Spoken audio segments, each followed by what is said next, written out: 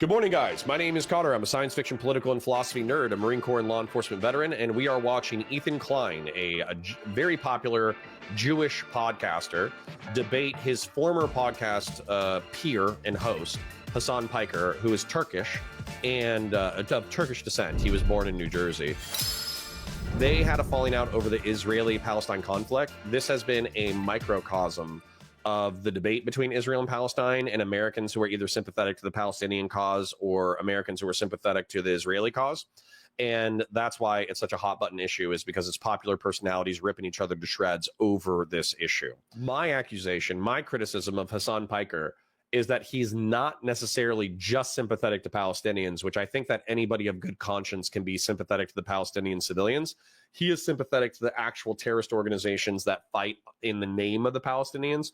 And I don't care who you are. I don't care if Valor will never disagree with me on this opinion, but I'm just saying hypothetically, there's a logical reason for why terrorism exists. There's not a moral justified reason that I can support for why terrorism is acceptable.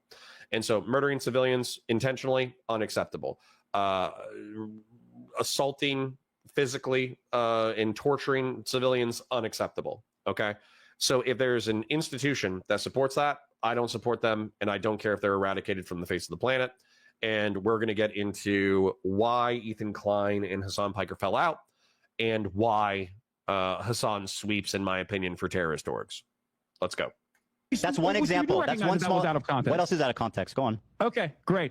All right, let me give you the master list. Okay, if you want to watch the context of it, we can also go through these videos as well. Or you can just take my word for it. Up to you. What do you want to do? You want to go through the videos one by one, or do you want to give me examples that was out of context? Okay.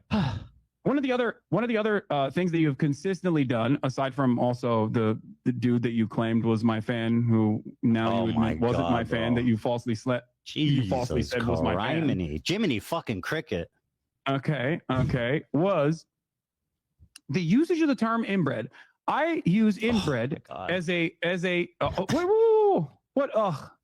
Because I have that, because I knew you were going to do this, and I have the clip pulled. Let's play it.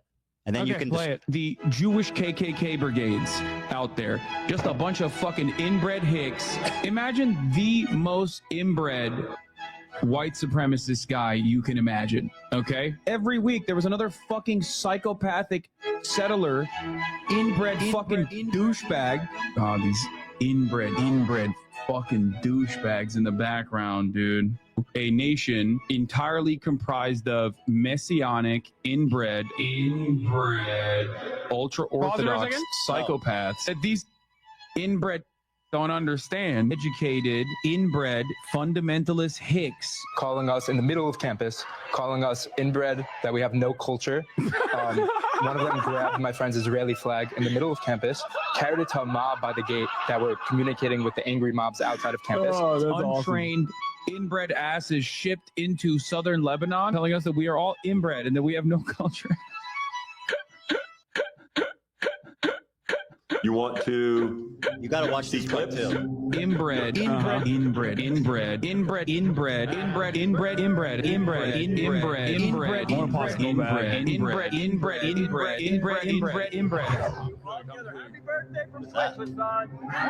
The clips are, and that's just the algorithm.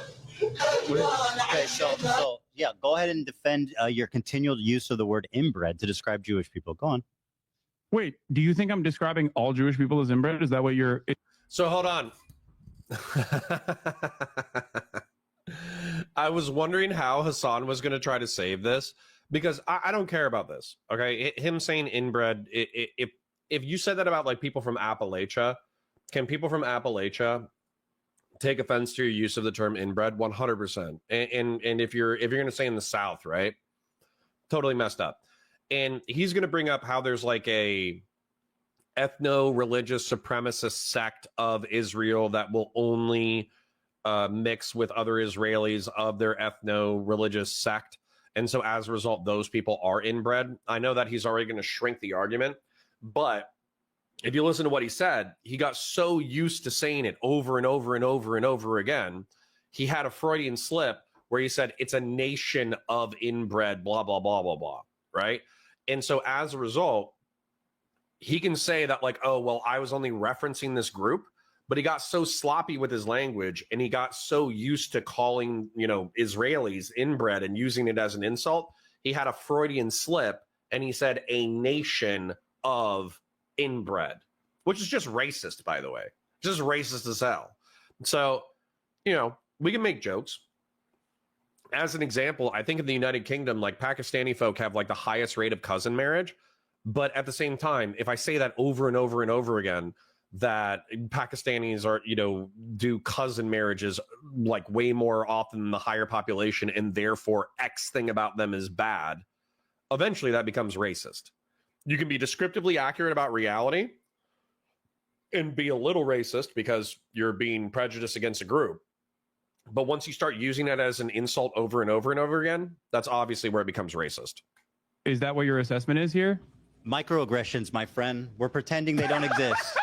You Shut up, dude. Come you on. continually refer to Jewish people as You inbred. are such a pussy. Oh my God. Yeah, dude. I mean, of course I'm calling the fucking Kahanist Jewish supremacist settlers inbred. Why is it that you tried to defend the actual Kahanist settlers that were destroying humanitarian aid? When I was calling them fucking inbred, you were like, oh, why? They're just nice young Jewish boys, you said, when describing that fucking video. Did you? So again, Hasan, you you have a chronic problem with the truth. Here's what you're talking about. Douchebags in the background, These are just dude. dudes. By the way, this is the difference between me and Hasan. Clip again. When I get criticized, I pull it up and I watch the fucking criticism.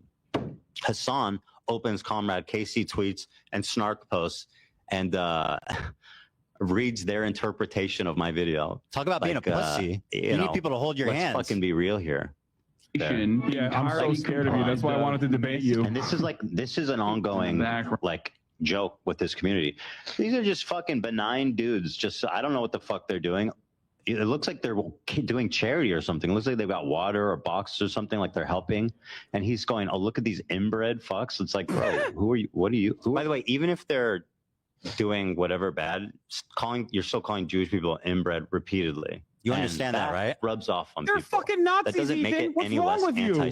They're participating single-handedly in a genocide. Continually to Jewish people as inbred, bro. You don't think that can affect people? I call all racist right-wing reactionaries inbred. It's one of the fucking terms that I can use that isn't like immediately How about one that doesn't feed into like an anti-Semitic trope? Why did you laugh when that guy said that people were calling them inbred on campus? Why was that funny? What do you mean? Because it's a fucking cry bully claiming that he was a victim he was of walking harassment. through campus. What? He was walking through campus. How's he a cry bully? No, he's a cry bully for going on Fox to be like, I was under attack. I was victimized once again. What was the bully aspect? What do you mean? When someone to be a cry bully, there needs to be a bully aspect. Where's the How do you get mogged this hard by Ethan Klein? Listen, there's a chat. My chat is rebelling against me. I'm trying to be not racist towards Pakistani people, and everybody in chat is like, "Listen, if you hook up with your cousin, then that's messed up." Matter of fact, can I tell y'all a CTV joke real quick? I'm gonna tell y'all a CTV joke real quick. So there's this guy named Critically Thinking Veteran. Nice guy, but I don't like his debate style because every time that he's on a panel or debate, oh my god, that got so dark. Why did it get so dark?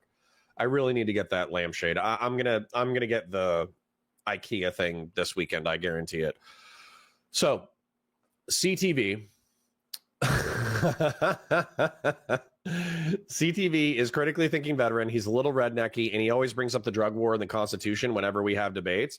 And so that gets like a little annoying because we'll be talking about like geopolitical affairs and like Afghanistan, and he'll be like, we need to save Afghanistan by annexing them and making them the 52nd state, and they need to, fall under the American Constitution. And it's like, bro, that's not what we're talking about, right? It's not realistic. Nobody else cares, right? Well, one of the things that he said, we went to breakfast because he does live in Central Florida. We were hanging out with his wife, and his wife's. We were talking about something like family, and his wife said, "Happy wife, happy life," right? And, like she was like using that as like a dig in the conversation or whatever. And he was like, "Well, have you heard the male version of that?" Happy spouse, happy house. Victoria just burst into that thing to be like, happy house, happy spouse, which is not what CTV said. Yeah, but CTV said, happy husband or I'll date your cousin. And he didn't say date. Oh, good times. Have you literally left your goddamn Bel Air mansion for a second and looked at the news? Do you? He's arguing about whether or not he's left his Bel Air mansion when this dude hasn't left his, his West Hollywood house in like a decade. He's bullying somebody in a different suburb. Hasan Piker is bullying someone in a different suburb of Los Angeles. Yo, I bet that hits super hard if you live in LA. That is crazy. That's a crazy attempt at a dig. That I'm not gonna lie, Hasan, that does not hit outside of Los Angeles. And then did I ever do a hot tub stream with CTV? Nah, unfortunately not. Philip Coffee.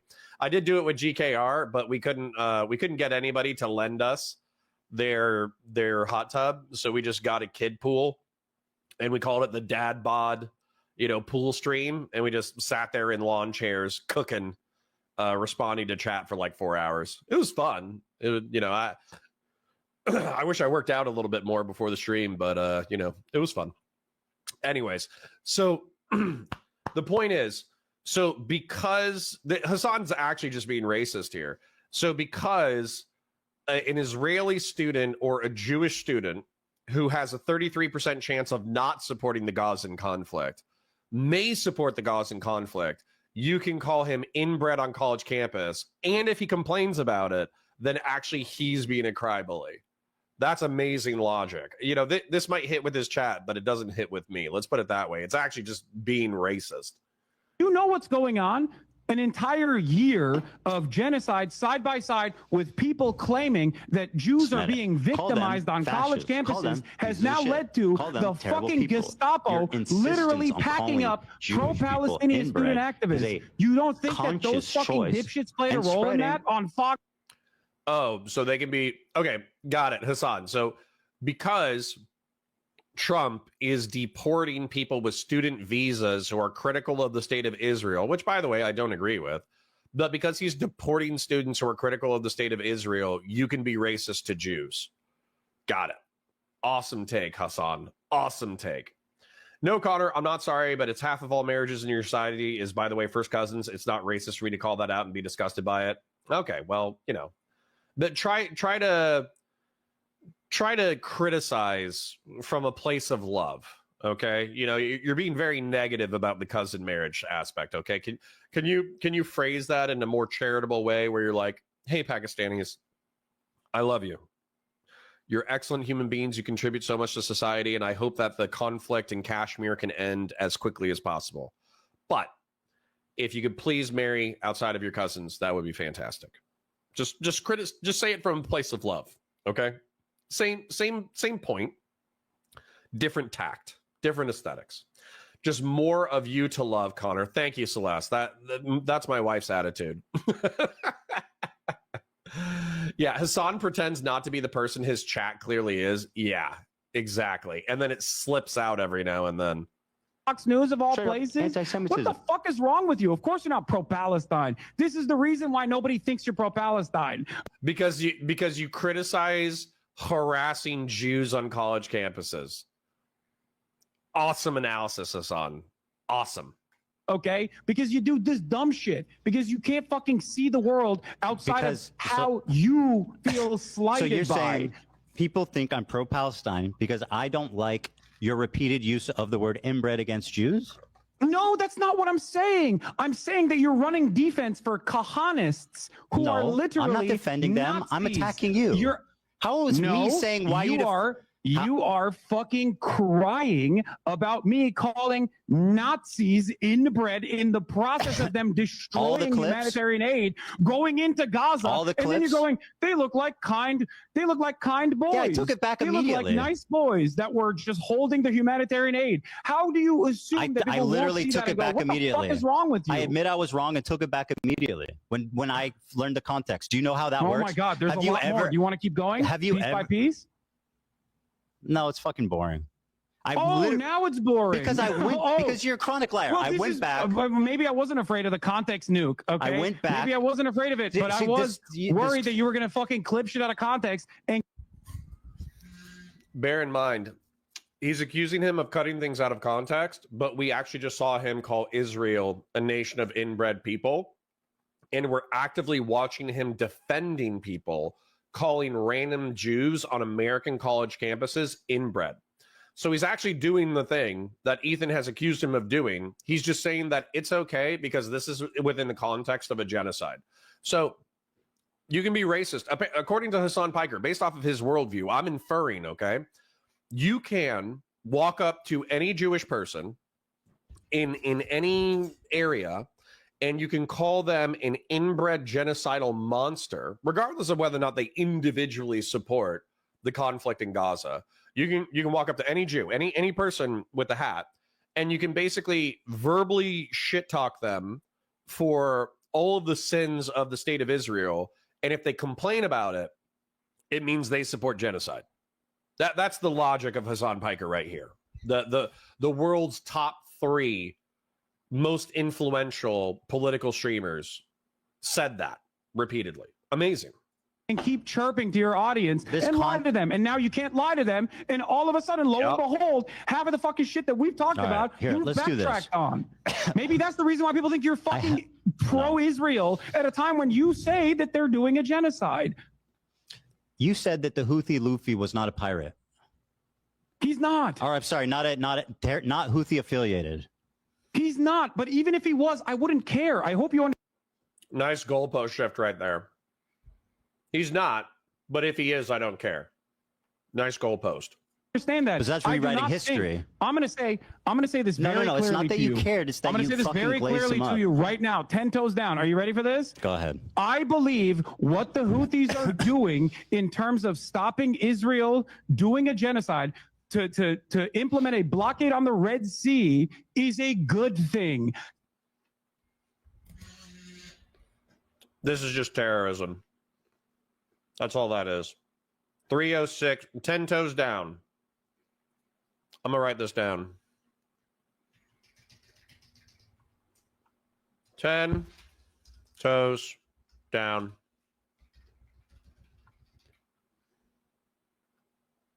What is this? Where are we?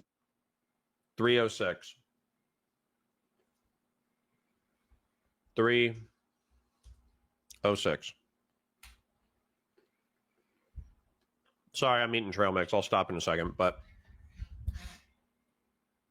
if you agree with this on, I'll try not to be so hyperbolic that I piss you off. But this is just terrorism. Okay? I'm going to show you how. Let's pull this up. For those of you who are unaware, google.com, maps, Yemen.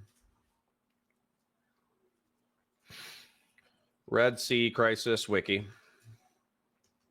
It's Geopoll time, ladies and gentlemen. So, here's Yemen. Here is the Suez Canal. 40% of the world's trade, I could look up the exact stats, but I'm pretty sure it's like 40% of the world's trade goes through the Suez Canal. The other option, besides going through India, China, and then going through the Gulf of Aden and the Red Sea, and then through the Suez Canal and into Europe and vice versa, the other option is going around all of Africa. And so right now, a majority of commercial traffic is going through all of Africa. Okay? The reason why they're doing that is because Yemen was taken over by a Shia majority ethno-religious group. I don't know what you would call them, like a tribe, something. The Houthis, who are supported by Iran. Iran is selling Yemen missiles and drones so they can attack commercial sea vessels in order to screw over the United States, Europe, and Israel. But what's interesting about it is how few legitimate Israeli targets that they've attacked. So you can see how narrow this, the straits get, which is why effectively the Houthis can chill in this area and they can wait for commercial shipping traffic to push through here and then they can blow it up. All right. So what Hasan is saying is that 10 toes down, he supports Yemen blowing up random commercial vessels traveling through that strait because this country, Israel, is actively genociding this area, Gaza. That's his narrative. But let's take a look at the Houthi attacks on commercial vessels. There was a list. There's a list somewhere in here. A list of vessels attacked during Red Sea crisis. Let's do that. List of vessels attacked by Houthis. Maybe it's in here. But the point is, oh yeah, here we go. So we got the Galaxy Leader, where they didn't destroy the ship, but they kidnapped 25 people and they held them for a year. They did a UAV strike on this ship.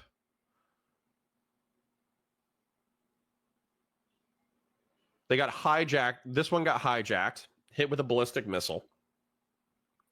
And there's like 60 different ships that have been attacked. Okay. And let's look at the countries of origin for all these ships that were attacked, because this is allegedly to stop the United States and to stop Israel, because the United States supports Israel.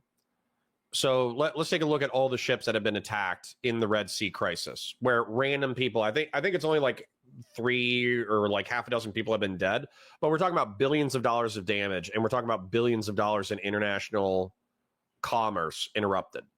So we got Marshall Islands, Panama, Denmark, Liberia, Malta, St. Kitts and Nevis, Portugal, Liberia, which, by the way, I think the reason why they hit the Liberian ship so hard is because it kind of looks like an American flag.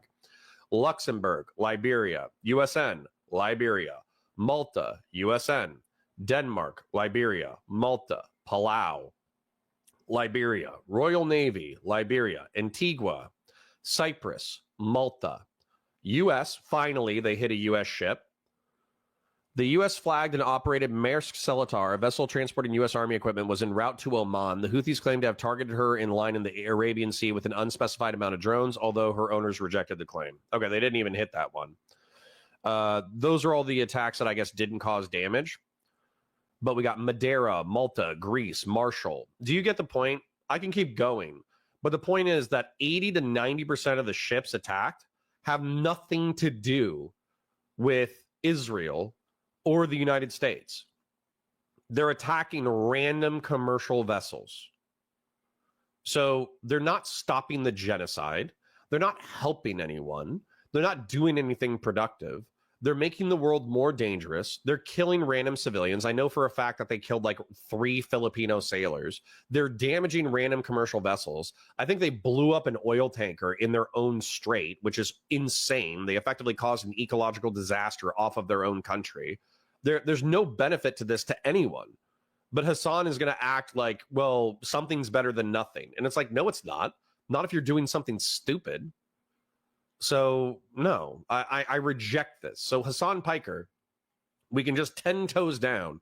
He can 10 toes down, praise the Houthis. I'm going to 10 toes down, call him a fucking terrorist supporter. Okay? 10 toes down, Hasan Piker supports extrajudicial, extra legal targeting of civilians and civilian craft in order to blow them up in protest of something that is not going to be affected by the behavior done. So this is evil, in my opinion. This is just evil. So sorry, I'm going to check I'm going to check in on chat just to see how this is received, because I will probably be getting more frustrated and angry as this segment goes on. John says, hi, Connor. How's your day, man? It's okay. We're just taking psychic damage. The good news is we're going to get through this Houthi segment, and then we're going to be done with Hasan Piker, which is actually exciting. So, we'll come back, obviously, as the drama develops, and apparently there's more drama. However, we're going to move on to, Jordan Peterson and James Lindsay starting a war with the woke right. That's probably what we're doing tomorrow, just because I need a break from Hasan Piker. But we're going to get through it today. So sad what is happening in Yemen, poor country with civilian suffering. I mean, yeah, you can take that opinion because it's like Saudi Arabia and the United States were bombing the heck out of them because the Houthis took over. You can be sympathetic with the Yemenis as well. Blowing up random commercial vessels is not going to help. I don't think all of Yemen was taken over. Yeah, it's just the capital. The Houthis are still the majority militaristic and political force that controls the capital. I think the eastern part of Yemen is still more chill. Like, you can still travel there without being in a war zone. That's dope. Liberia. Dude, Liberia is getting messed up. It's another Liberian ship. Dude, yeah, Liberians they're taking the biggest hit. Interestingly enough, Liberia used to be a U.S. colony because Lincoln may have wanted to free the slaves, but he didn't want them as citizens. Yeah. They also kill gay and trans people in their territory. Well, who doesn't in the Middle East and North Africa? Hasan 10 toes down Piker. Of course there's more drama. Yeah. Embrace the anger, brother. Our hatred is out of strength. Yes, but this is like exhausted anger. This is like whenever a Sith Lord in the Star Wars series gets frustrated, he gets like angry, and then he uses his rage in order to guide his his lightsaber in order to kill his enemy, right? Like, that's what a Sith Lord does, is they're fueled by their rage, which is like frenetic and frenzied and animalistic. I have like exhausted rage. I have like disappointed dad rage. I'm sure Hasan would love to. Celeste. That's bad. Bad Celeste. Very funny, though. Crawling Chaos says, I know you can still travel to Eastern Yemen as a tourist and get to visit ancient ruins and islands that are untouched by humans, but it will be a trip where you have guards. Yeah. That's cool. Listen, I don't hate anyone, really. Like I hate jihadists. I hate, I'm going to be real, I hate authoritarian communists. I hate revolutionary communists and socialists. I hate fascists. I hate people who have an ideology that I think is like repugnant to humanity. That's who I hate. But I don't, besides that, like, I don't hate anybody for having like a specific ethno-religious background. As long as we can communicate and treat each other like human beings, I don't have a problem with Yemeni people specifically. Right? Yeah, Crawling Chaos. I just wanted to specify that in case I get spicy later on, and I just kind of, if I'm dismissive, I'm just a little tired, so I have a feeling that I'll be a little dismissive of Hasan's Piker's perspective, and I don't want you guys to take that as just like, oh, Connor's being mean or evil or cruel, right? That's not the point. Liberia is in West Africa, not in North Africa. Sure. Dave Usubiaga says, but let's take a look at it specifically. The reason why we're talking about Liberia, though, Liberia maps. The reason why we're talking about Liberia is because their flag obviously looks a lot like the American flag. And so as a result, like, I would say between like 10 and 30% of the ships that are getting missiled in the Gulf of Aden is they're getting missiled because they look like American flags. So I'm not saying that Liberia is here, but for some reason, Liberian commercial vessels continue to sail through this, probably because they have local traffic, right? Liberia is either shipping something through the Mediterranean in order to reach, like, I don't know, Eritrea, Djibouti, Ethiopia, Somalia. They might be like trading with some countries in here, but as a result, their ships keep getting missiled whenever they go through the Red Sea. Or vice versa, where like a Liberian ship is transporting something from, I don't know, the Horn, and they're going through the Mediterranean because it's faster rather than, and less treacherous than going past South Africa. And so as a result, they keep getting attacked. That was my point. I wasn't trying to say that Liberia was over here, but I appreciate the detail. Usubiaga. Good job on the pronunciation. Well, thank you. I try. I'm a very cultured man. Brooklyn, our favorite lurker, says 11 toes down has a better ring to it. Well, If Hasan marries one of his cousins, we'll be able to make that joke. All right. Let's continue. I'm ready for more psychic damage. Let's do it. Toes fucking down. They are on the morally right side. Don't you also think they're on the morally right side? What have they done? You're supposed to. No. Sorry, literally made it 5 seconds before objecting to something stupid. No, you can have the right purpose and be doing the wrong thing. Okay, so saying like genocide bad. Okay, everybody agrees genocide is bad. Now let's actually talk about what's going on and whether or not missiling commercial vessels is good to stop genocide. You moron. Saying that it's a genocide. What have they done? What the fuck are they supposed to do? They hijacked a boat that had nothing to do with Israel? Like fucking That's bravo. not true. That's not true. Really? What was that? What did it have to do with Israel? It was literally owned by an Israeli. It was partially owned. Island. Is a big multi-conglomerate company that was partially owned by an Israeli. Yes. It was bound for fucking for Turkey from matter. India. What do you mean? There was they kidnapped five totally unrelated Filipino fucking prisoners and kept the prisoners for a year. In your fucking video, are you going to take that back too now? Now you admit that you were wrong on that Take part what too? back? I didn't hear you. What are we on? 4? 5? How many points have you actually backtracked I don't know on I don't know what you're accusing me of. What was I wrong about? You said in your video that it had nothing to do with Israel. You claimed that it wasn't owned by an partially Israeli owned by an Israeli guy. You were wrong. Partially owned by an Israeli guy? It's British owned. It's owned by a British company. It's an Israeli conglomerate. It's owned by a British company. Ship. So it's owned by a British company. You literally claimed that it was owned by Isle of Man. It was an Isle of Man ship. It is. Like you think all of these ships mysteriously are just owned by that, and it's not a fucking easy flag how much of this? to get. How much of this? So if this Jewish or this Israeli guy is 0.5. If this Israeli guy, how much does he need to own of this business that owns this boat to justify? Is it 0.1? Is it 0.2? Is it 5%? How much? I don't know, and I don't care because I think that even if they got some of the ships wrong, I still. So this is just terrorism apologia. I can say it over and over again for the sake of moving content forward. I'm not gonna state it over and over again, but just in case somebody's coming into chat and they have no idea what's going on.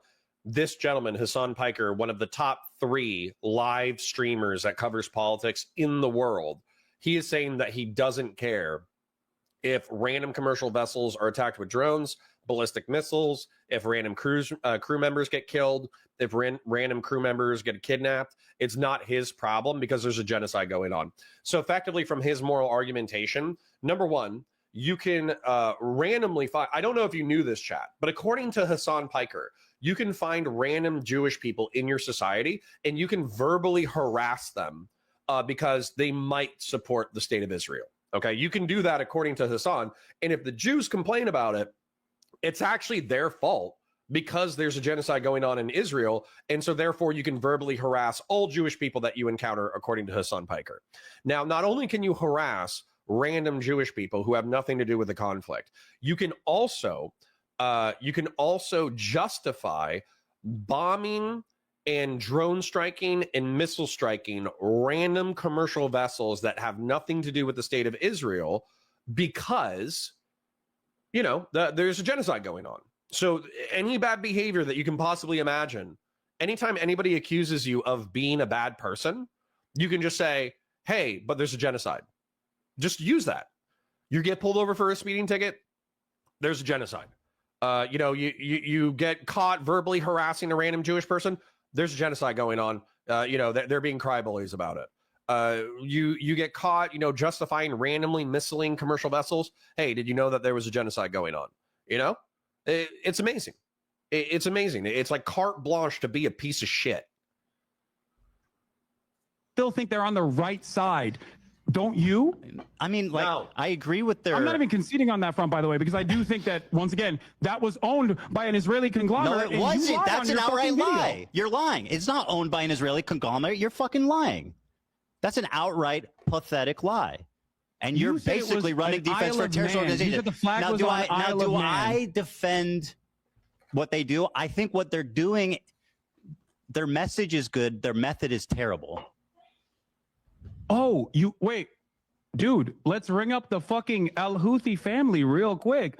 Tell us how you would stop a genocide. when you're the poorest country. Well, not hijacking an unaffiliated boat and kidnapping 15 fucking nationals and holding them for a year. How is that helping anyone? Nobody harassed Brooklyn.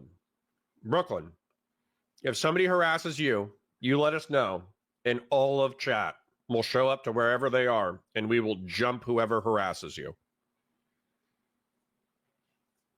Yeah, that's another thing that you actually got wrong, by the way, that even fucking Willie Sloptube called you out on.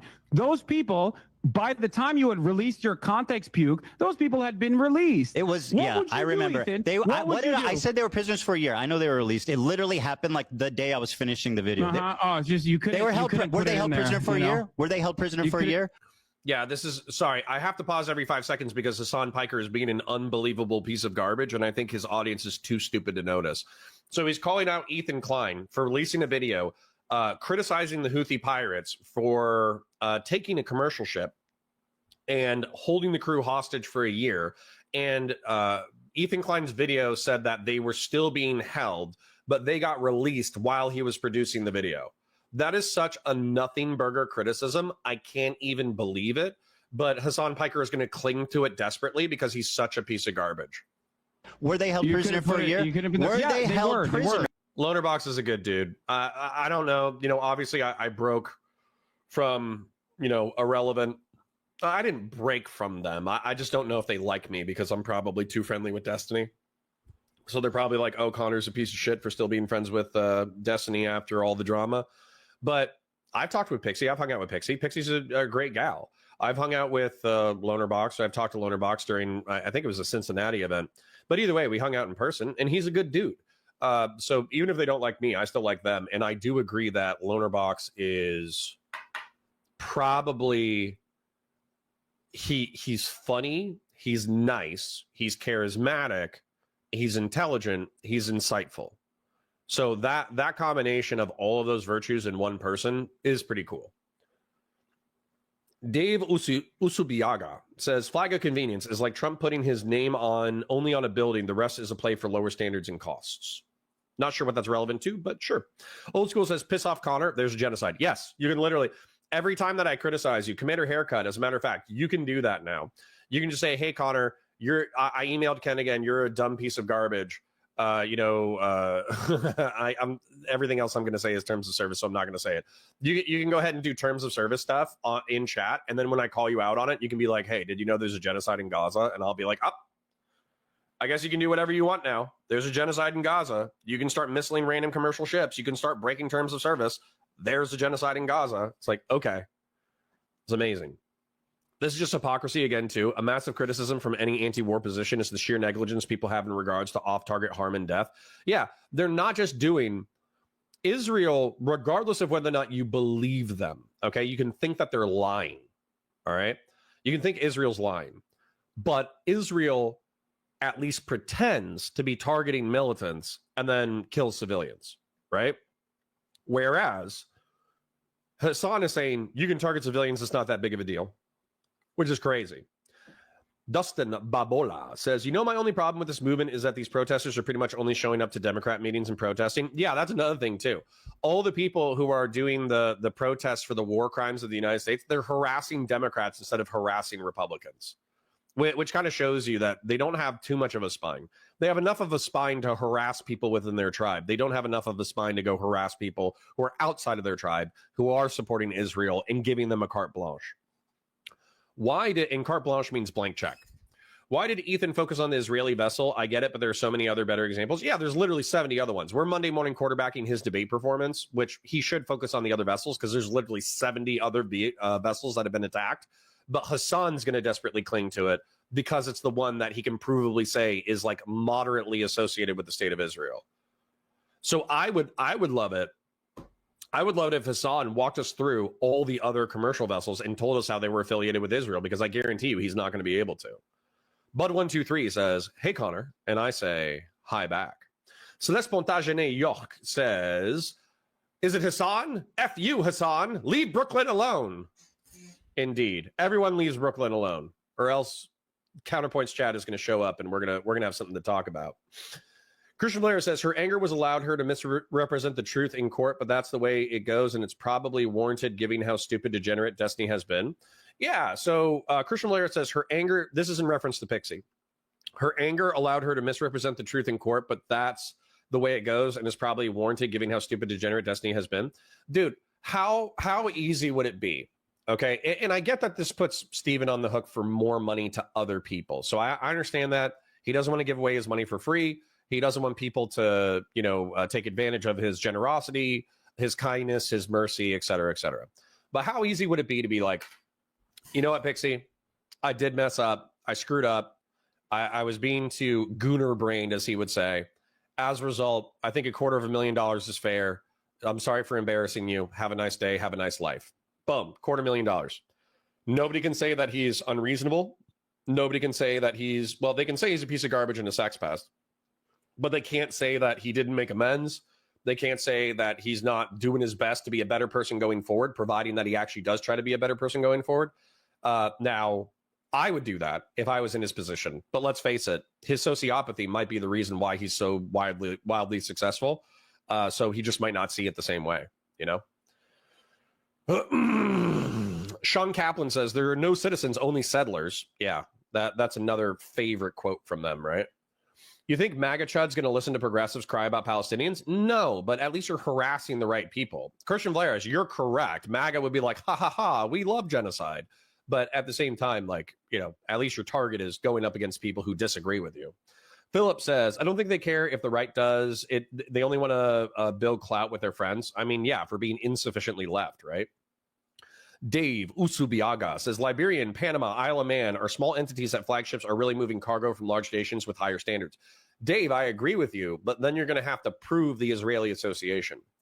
Gen X says, I'll be back and forth. Here's my contribution to the cause. Thank you, Gen X, for the $20 donation. Very kind, very kind. Silver says, $250,000 is a bit much, lol, even for how rich he is. Dude's sitting on $5 million in his check, maybe not. It might be like $3 million. But the dude's sitting on a few $1 million. He says he can retire at any point. I'm assuming that's a few $1 million. So if he can retire on a few $1 million, I'm assuming that he's sitting on $2 or $3 million that can earn like $50,000 a year. And then he also makes like $100,000 a month off of I don't know if that's true anymore, but he used to be making like $100,000 a month off of anything else and off of his streams. And I think that's a low number. So I think he could afford $250K and an apology, but that's just me. Ironside says, I'm convinced that the Palestinian stuff that was going on during the election was a Russian psyop. Listen, everything's a Russian psyop, okay? Everything's a psyop these days. You're the wrong Lauren De Laguna, perhaps. Oh, geez. All right, let's move on with the content. I get distracted by chat. This is why my breakdowns, when I'm breaking down 90 minutes worth of content, this is why my breakdowns are 4 hours long. Because chat's being funny, Hasan's a moron, and I pause and I engage with chat instead of just letting the content flow. For a year. Yeah, they were. That's what I said. Hostage. Thank you. Yeah, they were all hostage. So how's that help Israel? Taking a bunch of Filipino fucking unaffiliated sailors Do you hostage understand the for a concept year. of deterrence? Well, how's it deter Israel? Kidnapping fucking Do you understand the concept of deterrence? Sailors. Yes. How is that a stopping deterrence? It is a show of force to stop successfully, mind you, to stop other commercial shipping from going through. They literally bankrupted an entire Israeli port. I'd say that's numbers on the fucking board, baby. And like I said, 10 toes. Bankrupted an Israeli port. Let's take a look at that. Did the Houthis bankrupt an Israeli port? Sorry, hold on. Yes, the Houthis played a significant role in the financial distress of the port of Eilat in Israel, which eventually declared bankruptcy. The Red Sea blockade orchestrated by the Houthis severely impacted the port's activity, leading to a dramatic decrease in cargo traffic and ultimately forcing the port to seek government assistance. The port CEO acknowledged the state of bankruptcy after experiencing no activity for several months due to the blockade. Okay. I guess they did something. All they had to do was attack random civilians. But, I guess if that was the goal, they met one intermediate goal. Good for them, I guess. That was more competence than I was ready to give them credit for. down, support that initiative. Because if you believe it's a genocide, what the fuck are they supposed to do? Should they allow their coastline to continue having commerce as though nothing is going on up there in Palestine, where Israel is doing a genocide in Palestine? How do you think the Yemeni population should have responded to the Israeli genocide? Should they have sat back and just Yemeni let it is happen? not Houthi, by the way. And also, they can't say, obviously, they fucking can't say from the river. Oh, you guys are being sweet. Thank you for the dono, John. Wanted to help out any way I can. All the right-wing friends I know love Trump, and it's hard to talk to them about stuff. Well, thank you for the donation, King. It is greatly appreciated. I'll try. Listen, guys, I'm going to give you a chud take every now and then, all right? I'm going to talk about how Celeste Plantagenet York should find a husband. I'm going to talk about how all of you guys should, you know, even if you're ugly, should go talk to girls in third spaces like churches or bowling alleys or gaming studios or whatever, or bars. I'm going to push you to work out. I'm going to do, you know, I'm also going to say that even if you don't believe in religion, you know, literally, you should still like study religion for like moral guidance, right? I'm going to push you like mild social conservative Jordan Peterson 2016 crap. So I'm still going to push you every now and then, but I'm not going to be a dick to you, right? I think a majority of the people that actually end up watching me and enjoying my content are effectively disaffected liberals that are like repulsed by the progressive wing and even to some degree liberals, but they're not fully ready to call themselves conservative because conservatism and republicanism has been insane in the past 5 years. So, you know, if that's the people that I'm with, we're just going to try to hang out as a community and make each other, as iron sharpens iron, people sharpen people, and we are going to try to get better over time. So if I can give you intelligent insights into current events, and if we can all get better as people together, then that's the goal. Christian Blair says, Bud legit thinks war crimes don't matter as long as you're on the right side of history. I mean, there's an argument for that. Bud123 says, I'm ugly and I'm proud. We all are, okay? Connor will say that, but he doesn't want me to chill with the sluts at the Florida sex clubs. I mean, that's literally true. I don't want you to do that. You can go to the sex clubs and hang out, and that would be better socialization than hanging out in the basement by yourself, although we don't have basements in Florida. That's better than hanging out in the garage by yourself, but, you know, it's still bad, right? Excuse you? Don't worry, Celeste. We'll find you a hot Air Force guy. Okay? We'll find you a hot Air Force guy who wants to subsidize your crazy anti-theist pagan rituals. He'll help you. He'll help you be more anti-theist. He'll help you be more bigoted against the gods. Sacred Snow says, remember when Hasan said Ukraine was wrong for striking a bridge because it's civilian infrastructure? Yeah. If we appealed to hypocrisy, we would never finish this video. We would just stop every 5 seconds. I'm getting censored by the Automod. Well, good. Harmonic says, funnily enough, as liberal as I am, I actually met my partner at church. Awesome. That's based, Harmonic. I did not know that. That's cool. I'm still progressive, but I won't let these people take my values away for being messed up. Good. Good. All right. I'm sorry for bullying you. I will go to church before I marry a dude, but that may or may not be good, man. I'm okay with being alone, really. Well, what about a chick? I don't know what you're into, Celeste. Dave Usubiaga says, the standard the Houthi quoted for attacking ships was, to my knowledge, any vessel trading with Israel, which didn't stipulate Israeli ownership. Just saying, I quote facts, usually awkward facts. Well, Dave Usubiaga, that could potentially explain. That's more detailed than I would have thought, because that would explain how the Israeli port didn't experience any commercial traffic, because I'm pretty sure that commercial traffic is public. You can see where ships make port of entry. And so if the commercial vessels knew that if they made port of entry in Israel, then they would be liable for attacks in the Red Sea, that might be how the Houthis actually did bankrupt that port. That's interesting. I mean, that's still terrorism, but, you know, marry yourself. No, not good enough. All right. Anyways, you guys are all talking about how I'm going to bully you into being slightly more socially conservative.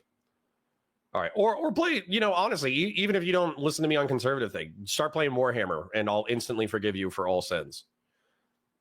Ironside says, see, I'm kind of the opposite, former Republican, but Trump convinced me the entire party is R-slurred, and I've been woking since. Well, Ironside, you and I are probably parallel in that regard, but I cling desperately to the values of my childhood because I think they're good values. So, is Israel the only country to willing to trade with Liberia? I guess, right? Nobody, just me in the forest. Okay, well, you can be one of those. Aren't there people who have like a loving relationship with like flora? All right. Anyways, sorry. Let's continue. Chat's distracting me because I know as soon as I play this, Hasan's going to piss me off in 5 seconds. Whew. All right. Woosah, we can do this. Over to the sea Palestine because that scares. As a matter of fact, I'm gonna let it play for 5 minutes, and I'm gonna take notes. That way, we can actually make our way through the content. That scares you, Ethan. So obviously they can't do that either. So scares. I mean, it doesn't. It's what Norman Finkelstein said. How can people be pro-Palestine in a way that you think is appropriate? Where your example is hijacking an unaffiliated ship and kidnapping 15 sailors? Not unaffiliated. It's not unaffiliated. But even if it was unaffiliated, totally. as I said already, if it was unaffiliated, that wasn't unaffiliated. You lied about that, and you recognize that you lied about that for the record. Okay. But if it was, people can look into it. It wasn't. Even if it. Why did they didn't need to kidnap random people. That's like terrorist shit. Why are they kidnapping random unaffiliated sailors? How are you defending Ethan, that? You know what's you're defending them kidnapping these unrelated foreign sailors? You know what's terrorist shit? Israel fucking blowing up a humanitarian aid when did I defend that? 1,002. No, I'm not saying you're defending that. I'm just explaining to you what actual terrorism looks like. Well, you are defending terrorism. Wait. Hold up. I'm going to describe something that Israel did that the Houthis also did, but it's terrorism when Israel does it, but it's not terrorism when the Houthis do it. Awesome point, Hasan. Please continue. Conversation and you've done it many times during this conversation. Literally drone striked a fucking humanitarian aid ship that was headed for Gaza off the coastline of Malta. That's real fucking terrorism. What the Houthis are doing on the... And they haven't even proven that yet. Like last time I checked, Israel attacks. Let's take a look at that. I think we did take a look at it earlier. Israel attacks aid ship.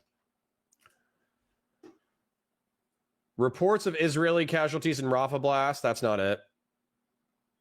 Aid ship bound for Gaza catches fire after alleged Israel attack, but I think Israel denies involvement. The group is yet to provide evidence that the drone was Israeli, while the Israeli military has declined comment to attack. I'm not saying it's not Israeli. It could be Israeli, but look how far out this thing is, right?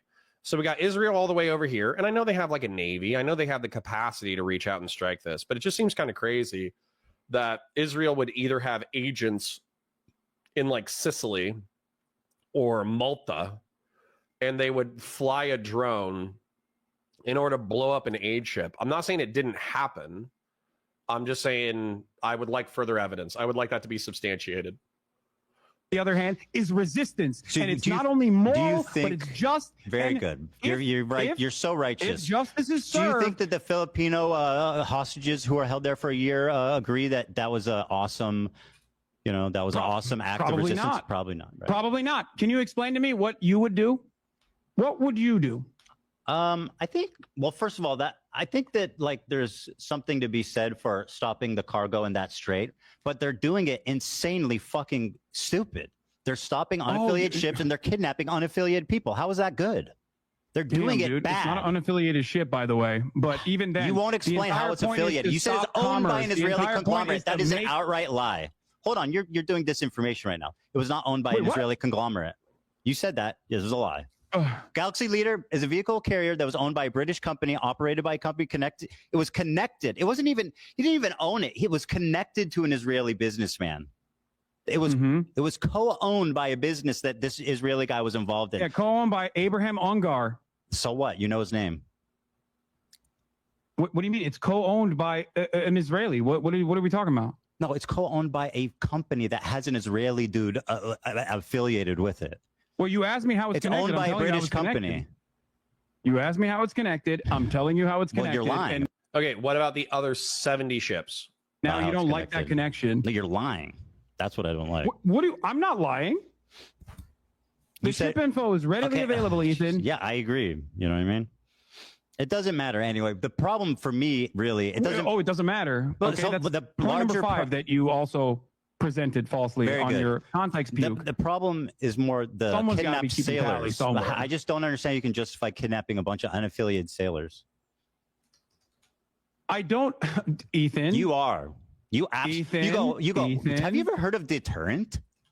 Yeah, walk with me through this carefully. Yeah, please. I asked please explain to me how it's justifiable to kidnap 15 What would sailors. you do, Ethan? What would you do? You have a better way to do it. I think we're gonna figure it out. Well, like I said, you can do it without kidnapping unaffiliated, holding them for a year.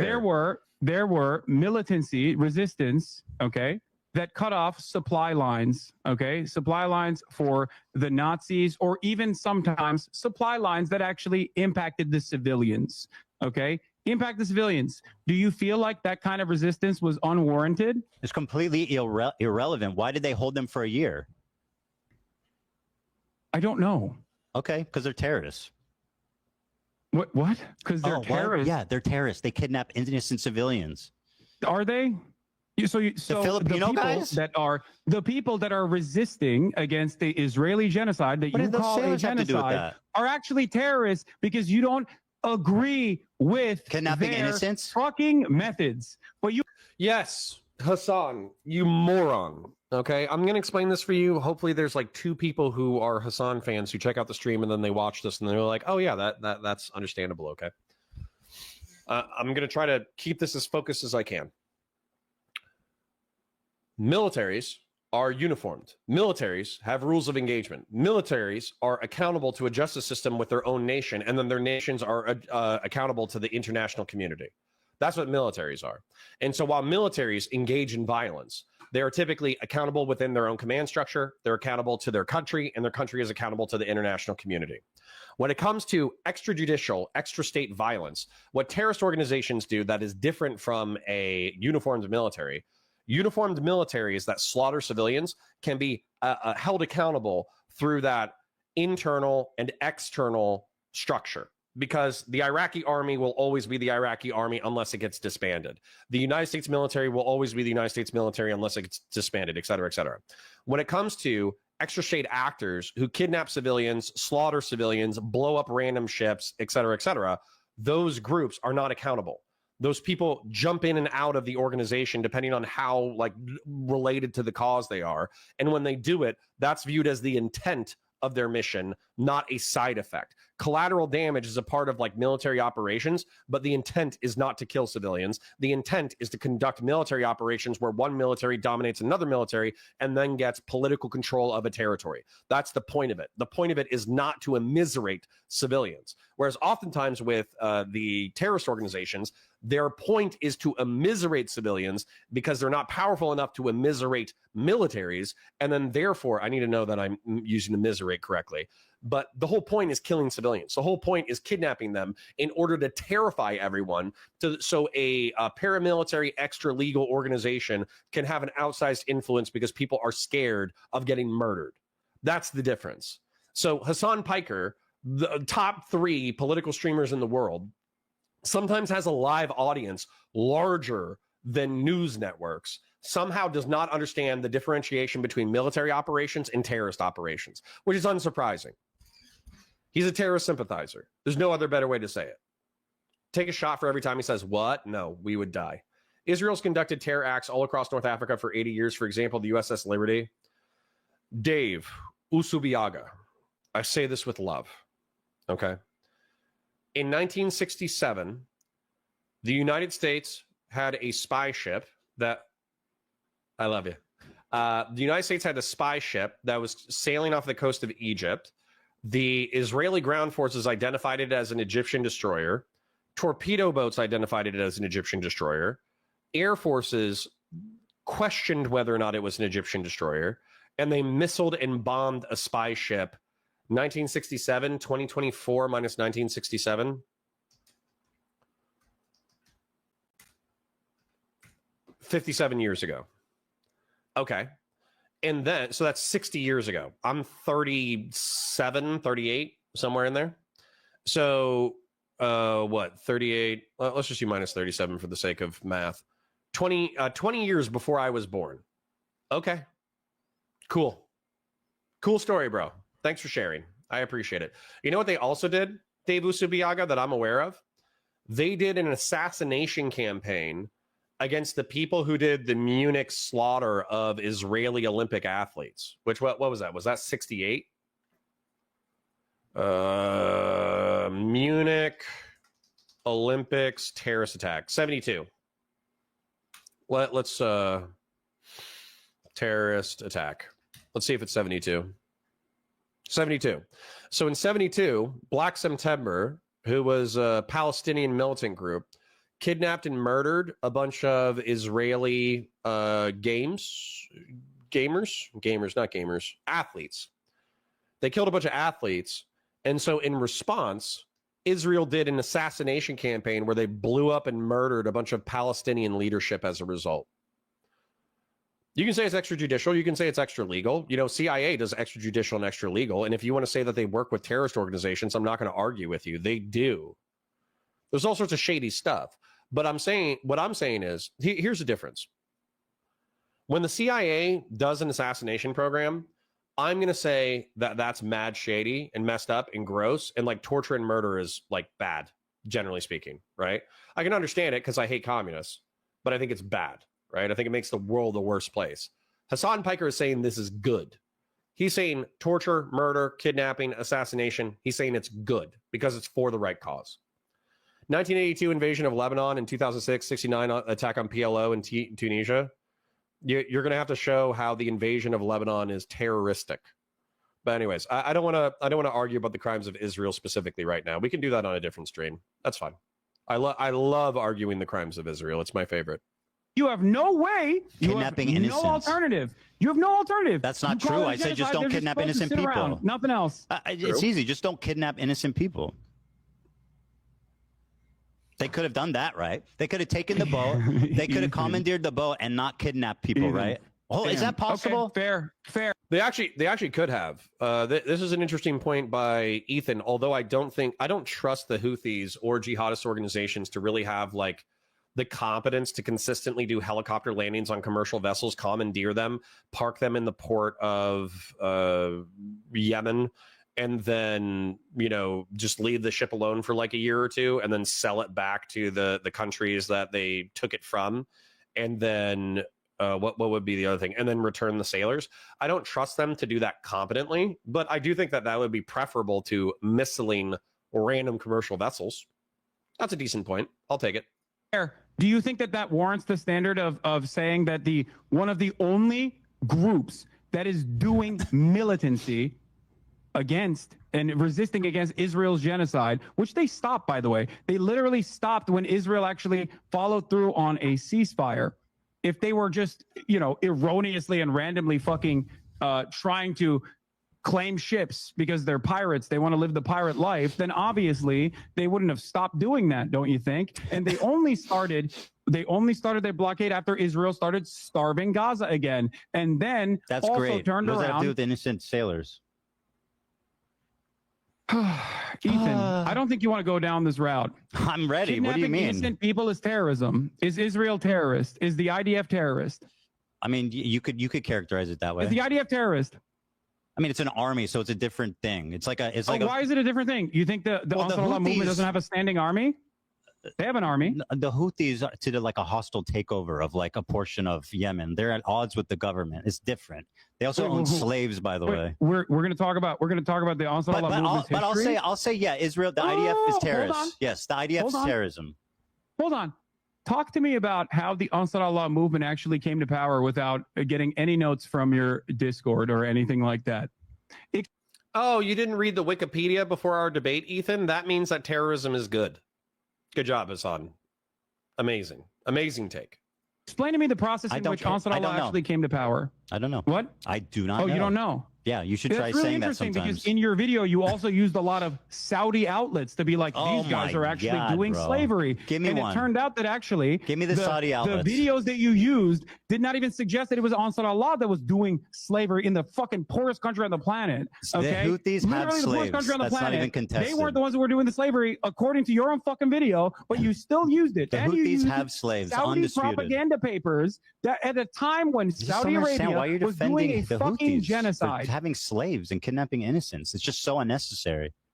What are you talking just about? Acknowledge dude? that they do terrible shit. The Saudi-backed government was the one that was actually doing slavery. No, well, if they did, then the Houthis also have slaves. That's just a statement of fact. No, the Houthis don't have shit. Okay, it's they don't have shit. They don't have shit. We'll Google it. We'll fact check it momentarily. Christian Valera says the IDF, or at least Ariel Sharon, probably provided arms explosives to Christian militia that did carry out terrorist operations in the Lebanese civil war. Well, one of the casus belli, one of the reasons why Osama bin Laden allegedly went to war with the United States and Israel, is because of the Christian phalanges slaughtering 3,000 of their neighbors in the Lebanese civil war under the flare lights of the IDF. So, who knew what, when, where, why? We could research it later, but effectively, Israel being involved in criminal war crimes in Lebanon was absolutely one of the reasons why there was anti-Israeli terrorism by various groups, including Al-Qaeda. Then what was we're just watching Hasan be dumb. That's what we're doing. Lebanese civil war. There was something that I wanted to Google, though. What was he talking about? He was talking about something. Oh, whether or not Houthis have slaves. Is slavery common in Yemen?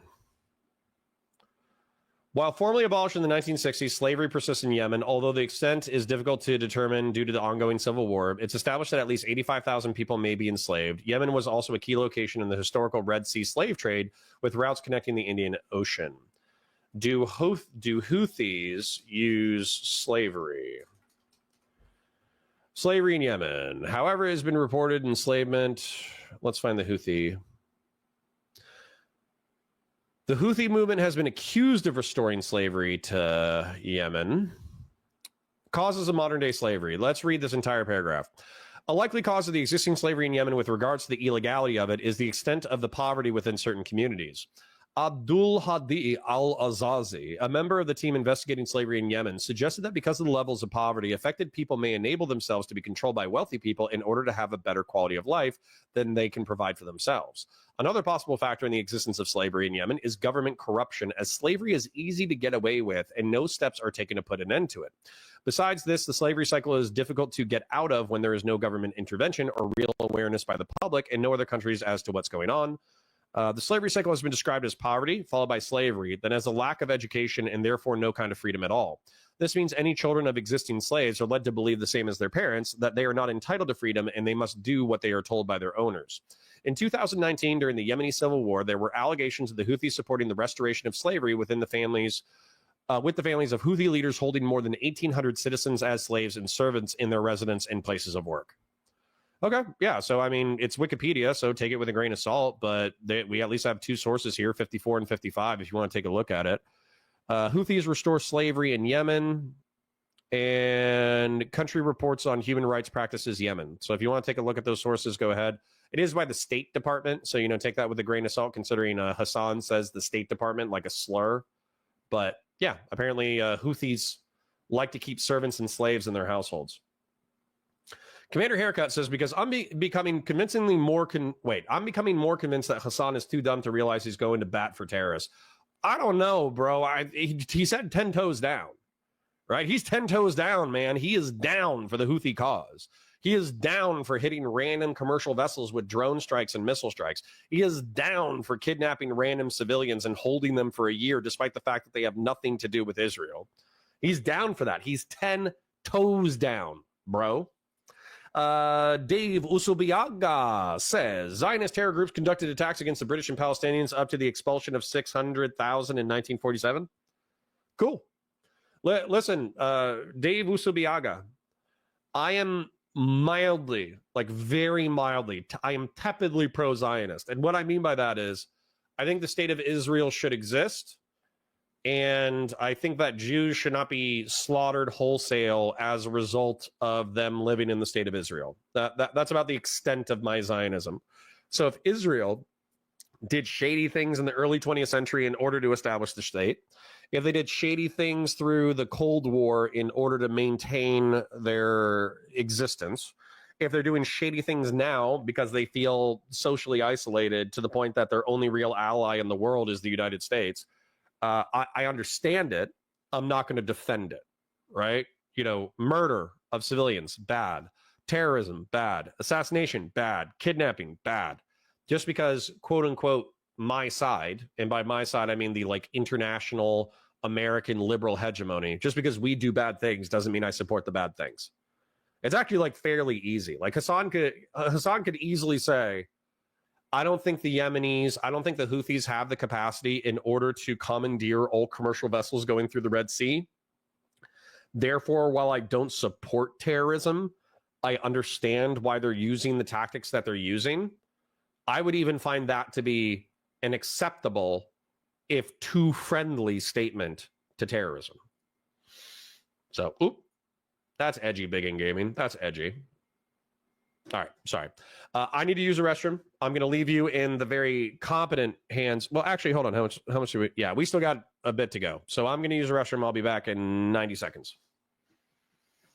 They don't even have slaves. They don't even have food. Like, what are you talking about? That's not the point I'm making. They are the poorest country on the planet that just came out of a man-made how's famine. that blockade, by the way, helping the country? Saudi Arabia How is and the blockade UAE helping the famine in Yemen? How is the blockade helping the famine in Yemen? There is, as far as I understand, there's no longer a famine in Yemen. I'm talking about before, because you talked about how you were a regional expert. What is blockading doing for the poorest country on earth? Ansar Allah and their violent takeover of Yemen. So I was like trying to figure out what you know about this. Maybe you know something that I don't know. So I was trying to pick your brain a little bit. So explain to me why it matters. It seems like you don't know shit. Sure, I don't know about this specific thing. Tell me why it matters. Why it matters? What their blockade? Yeah. Clearly, their blockade is. Their blockade is awesome. Why it matters? How they came to power?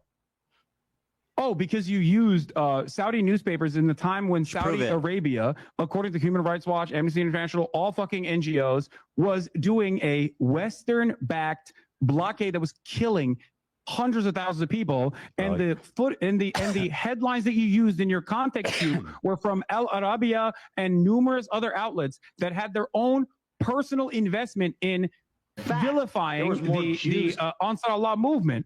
Having said that, of course, I also think that there are plenty to criticize about the Ansar Allah movement. I don't agree with everything that they're fucking doing, as I've said time and time again, like their banner, right? Their banner says first to Jews, which you also presented in your video, except remember when you talked about Norm Finkelstein and how Norm Finkelstein doesn't agree with From the River to the Sea, you Palestine agree with will kidnapping be free? Civilians. Can we play the clip of Norm Finkelstein talking about the curse the Jews and what he thinks about that? Let's do that. Let's pull up the clip of Norm Finkelstein's thoughts. How is that relevant? These actions and the blockade against these. How is that you relevant? used him as a primary source earlier because you thought he's a reputable guy, which I think I agree. He said something that I've said that I've been criticized for. What does that have to do with every other take he's taken? It doesn't mean that I support that. Like we're aligned with every other take in the world. Dan, can you play this clip real quick? Sorry, this is 50 seconds. It's irrelevant. I passed it along. I'm excited for whatever's going on, but I'm assuming over the past 2 minutes we've just continued to do terror apologia. That's my presumption. It's totally irrelevant. What do you mean it's irrelevant? Because fuck what he said about it. Wait, what do you mean? Commander Haircut says, if somebody mapped this debate, it'll look like a baby's first drawing. I've thought about that, Commander Haircut. So I've thought about doing that because I did do a series called Too Long Didn't Watch on my home channel, and it was relatively popular both as VODs and as live streams. And I would watch the classic debates from like Destiny versus whoever, Vosh versus whoever, I'm trying to think of some other ones, but effectively like all the great debates of Twitch and YouTube politics. And I wrote down all of like the major talking points. And, as a result, I was able to like summarize the debate. And so at the end of the debate, I could summarize it effectively within like, I don't know, 10 minutes, whereas it was like 2 hours worth of content. And so I do wonder sometimes if that would actually be like an effective way to create like decent content. Would be to one, of course, we're going to do the live reacts. We're going to break stuff down. It's popular style content. You know, it lasts a long time. You know, it gives us lots of hours of content and people enjoy it. People enjoy, because I enjoy it. People enjoy watching the popular contentious thing that's happening that week. And then they enjoy watching somebody else pause it intermittently and give their insights or perspectives or make a joke or whatever. That's a popular style of content. And I consume that content as well. But I wonder if the space would be served by having 20-minute or 10-minute summaries for those people who don't have, you know, 3 or 4 hours, or their work doesn't allow them to listen to things in the background. I wonder if the space would be served by like 10-minute or 20-minute summaries of the debates. Shadow 2 Bravo says, good morning, Connor. Well, good morning right back to you, Shadow 2 Bravo. In my opinion, they're too long. Yeah, well, Silver, I mean, we talk about doing too long, didn't watch, but we just never executed. So maybe that's another thing, you know, as if I don't have enough projects. Maybe that's another project that we need to take on while we're live streaming. Webmaster4531 says, what does mapping the debate mean? Like an informal algorithm? So it means like there is a point here. Okay, let's just summarize like the past 10 minutes. There's a lot of invective and hyperbole and aggression commented on in the past 5 minutes. But effectively, what's going on, if you were to write down Ethan Klein and Hasan's points, Ethan would be saying, the Houthis are a terrorist organization. They've normalized slavery. They've attacked ships that are unaffiliated with Israel. And in general, they're bad dudes. Hasan Piker's arguments would be, the Houthis have a righteous moral cause. They are attacking ships that are involved with Israel, although he can't substantiate that point because they've attacked 70 ships, and I guarantee you not all of them have been involved with the state of Israel. They did achieve a limited goal of shutting down a port in Israel, and they're the only people engaged in actual military resistance against an Israeli genocide. Therefore, I give them more latitude. So if you took those arguments, I just summarized what they've taken. This started at 3:05 and we're at 3:20 right now. So it took 15 minutes for them to express those standpoints, but I've summarized them within those bullet points. And I think Webmaster is making this point as well. You can also show how the arguments bounce off of each other. So you could have Ethan Klein saying they're a terrorist organization, and then the response is Hasan Piker saying, you know, yeah, but they have a righteous cause. And you can see how those arguments line up and whether or not they negate each other. Excuse me. Commander Haircut says, Webmaster4531, tracking the points of contention, the arguments and transitions. Yep. Them 4-hour breakdowns. I mean, I agree. They are long, but people like to, you know, they like to listen to it while they do dishes or while they walk their dogs or while they do any of that kind of crap. That's how I engage with that kind of content. By the way, you still have to watch the Ben Shapiro interview with the Ukrainian president. True. Remind me when we, probably next week. I'd say early next week we can do that for sure. Ben Shapiro is cringe, but he's likely the only conservative that cares about Ukraine and isn't a Russian de-esser. That's probably true. Casey from Long Island says, hold on, does that mean that Hasan also supports Hamas since they are doing military action against a genocide?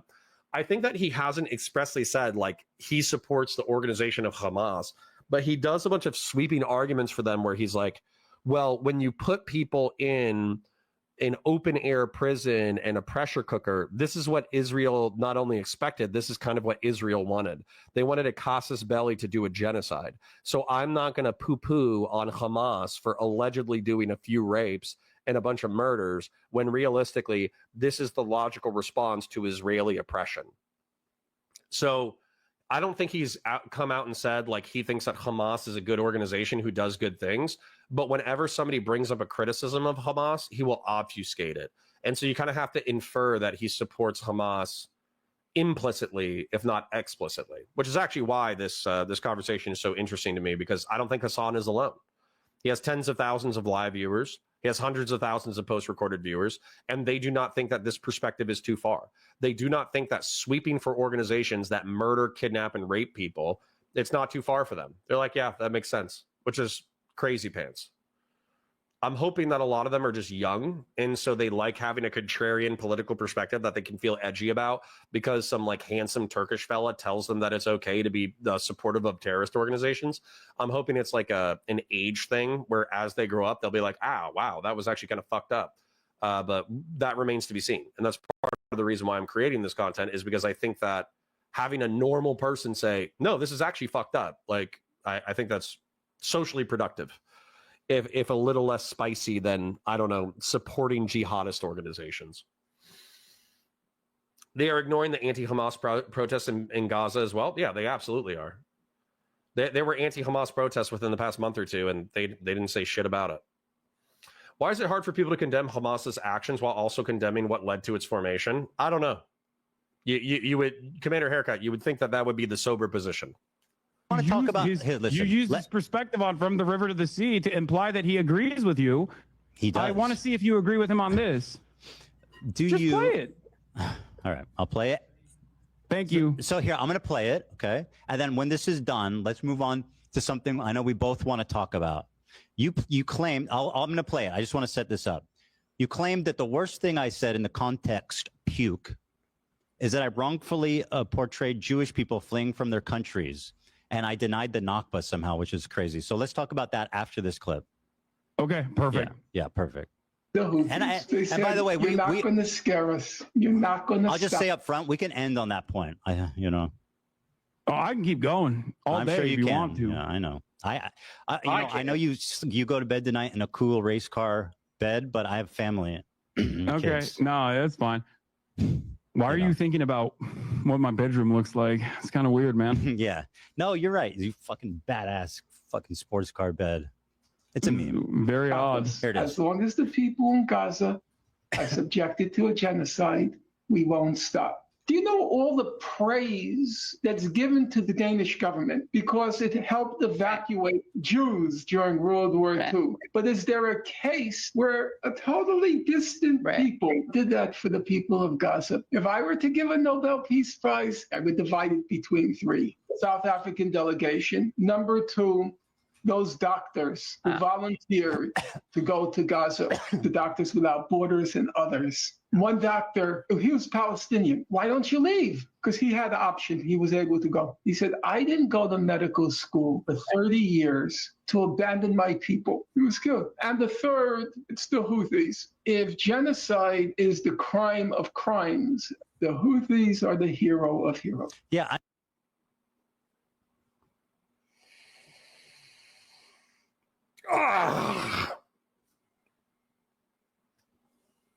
Guys.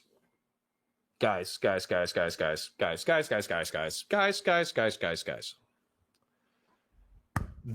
would be akin to I'm trying to think of something even remotely relevant because I don't think there is.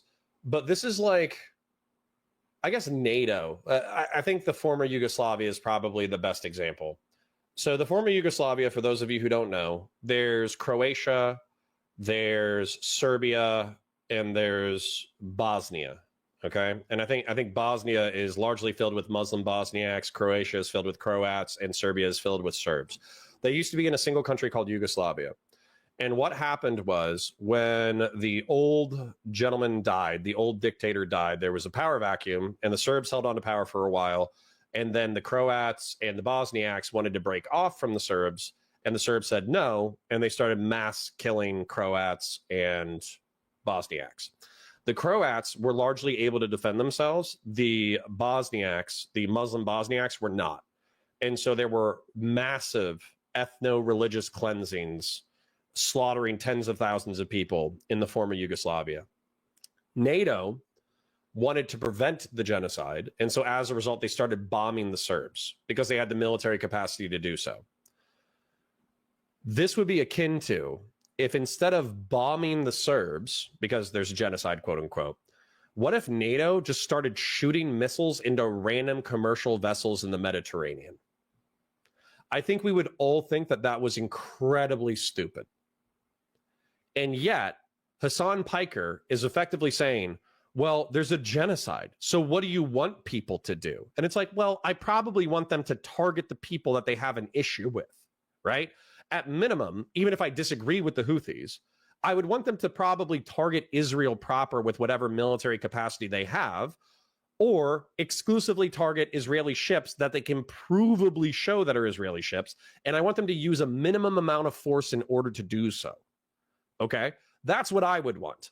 Whereas Hasan is saying, well, they don't have that military capacity, so attacking random commercial vessels is the best that they can do. Therefore, I think it's good that they are the hero of heroes, according to this moron, Norm Finkelstein. What an idiotic thing to say. What a stupid thing to say.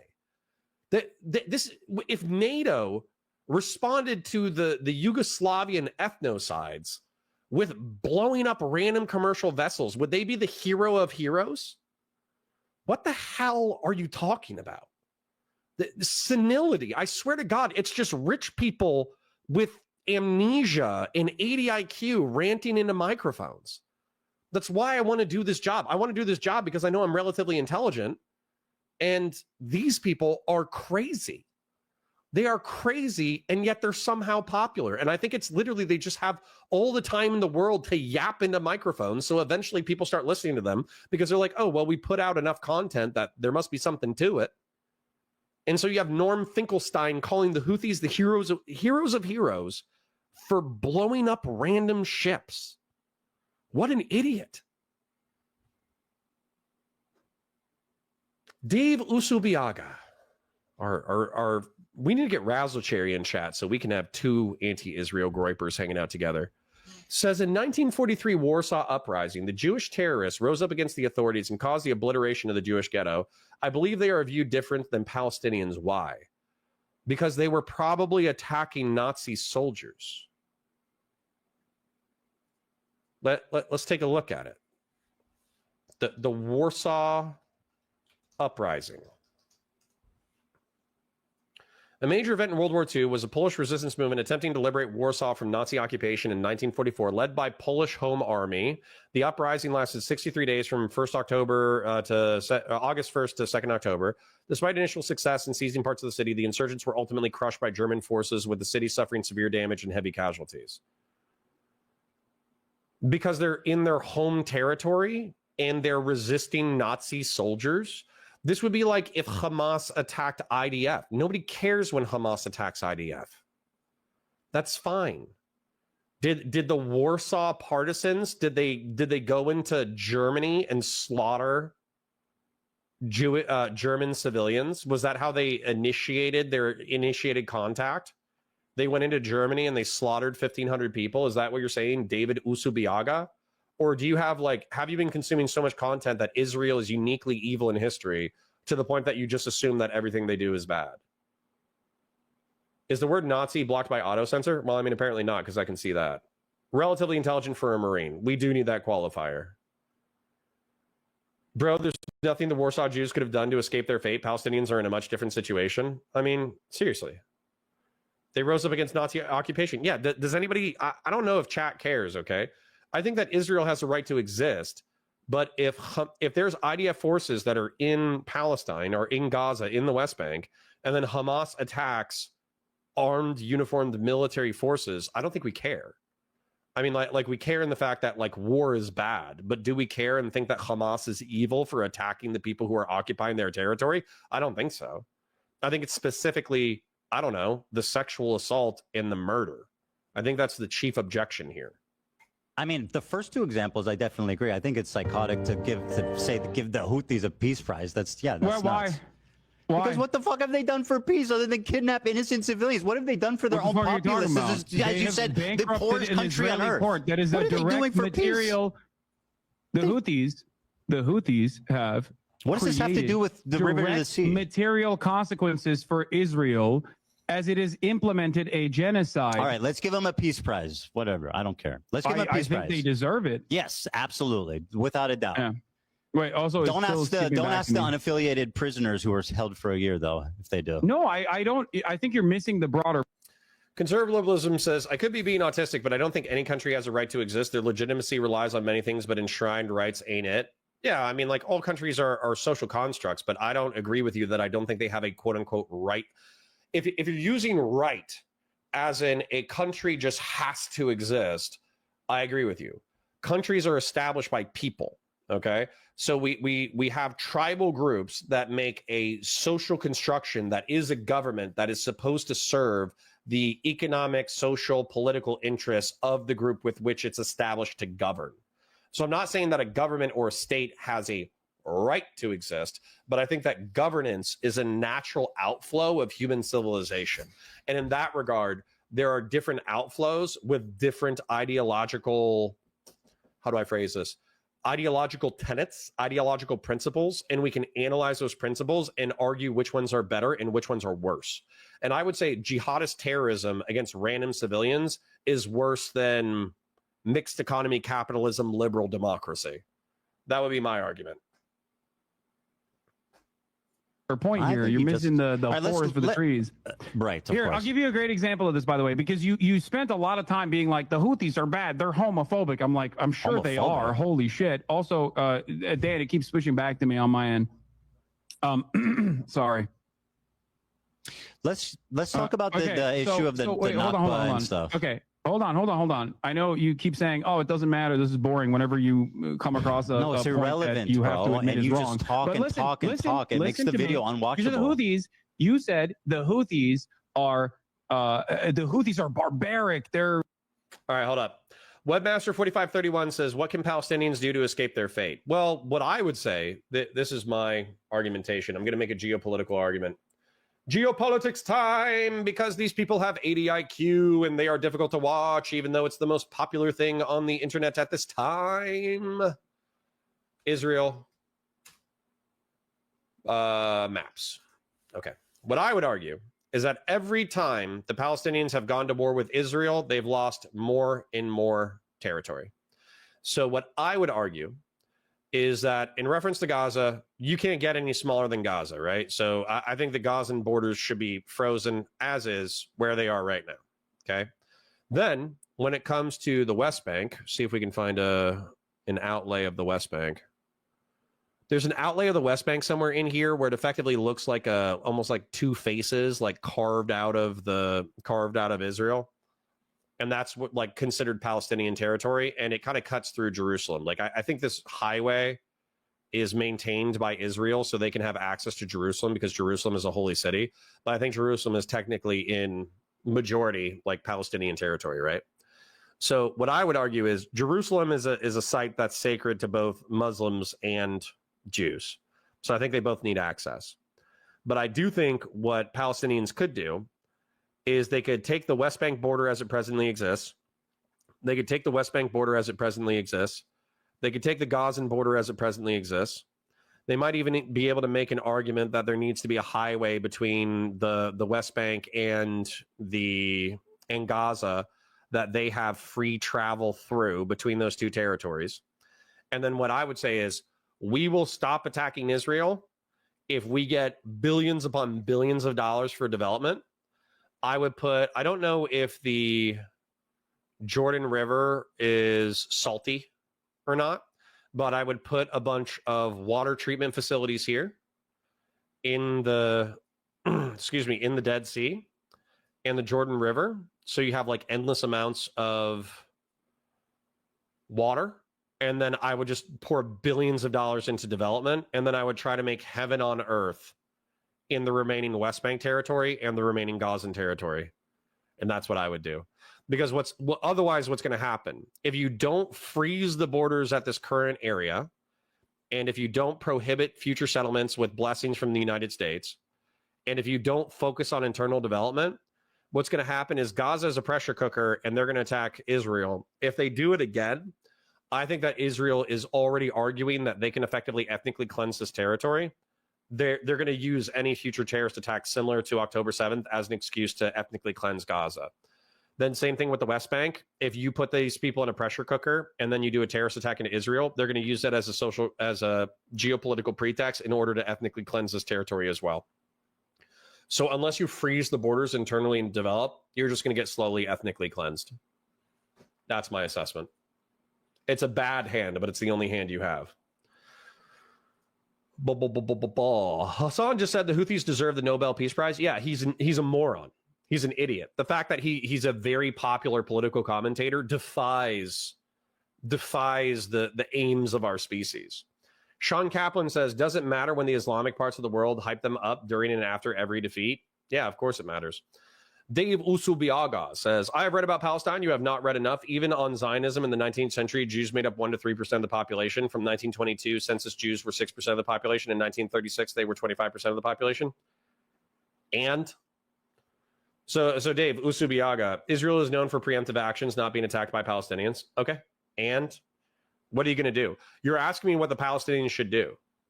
I'm telling you what the Palestinians should do.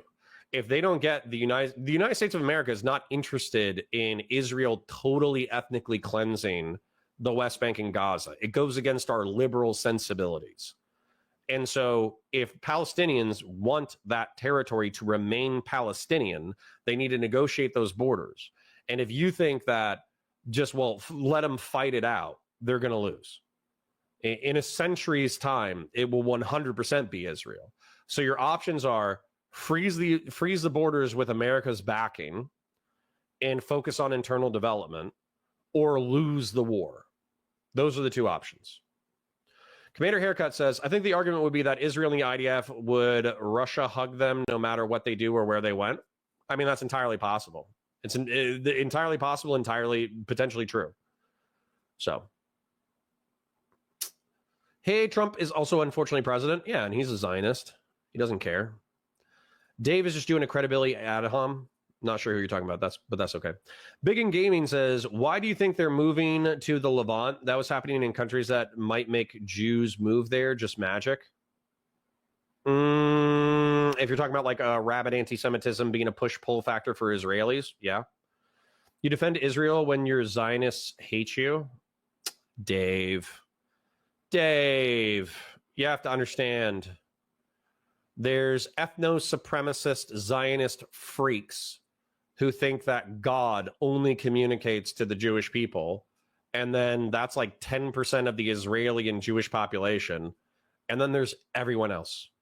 And everyone else, they don't hate the Goyim. They don't hate the external people outside of the Jewish faith, ethnicity, or religion. They don't even believe in their own Old Testament. So they don't have that like ethno supremacy against the Celtic tribal savages from Europe. That bigotry is a bigotry that you project on them because you read the ethno-religious supremacists and you're like, oh, this is all Jews. But it's not. It's not all Jews. I've talked to Jews. I have friends who are Jews. So no, it's not. You're wrong. Homophobic. They hate women. All this shit, right? And I'm sure a lot of that is correct. Of course it is. It is the fucking poorest nation on the planet, and all it is known is fucking death and destruction. This doesn't justify having that sort of opinion, of course, but it certainly understands, don't you think? Certainly is part of the point, part of the problem.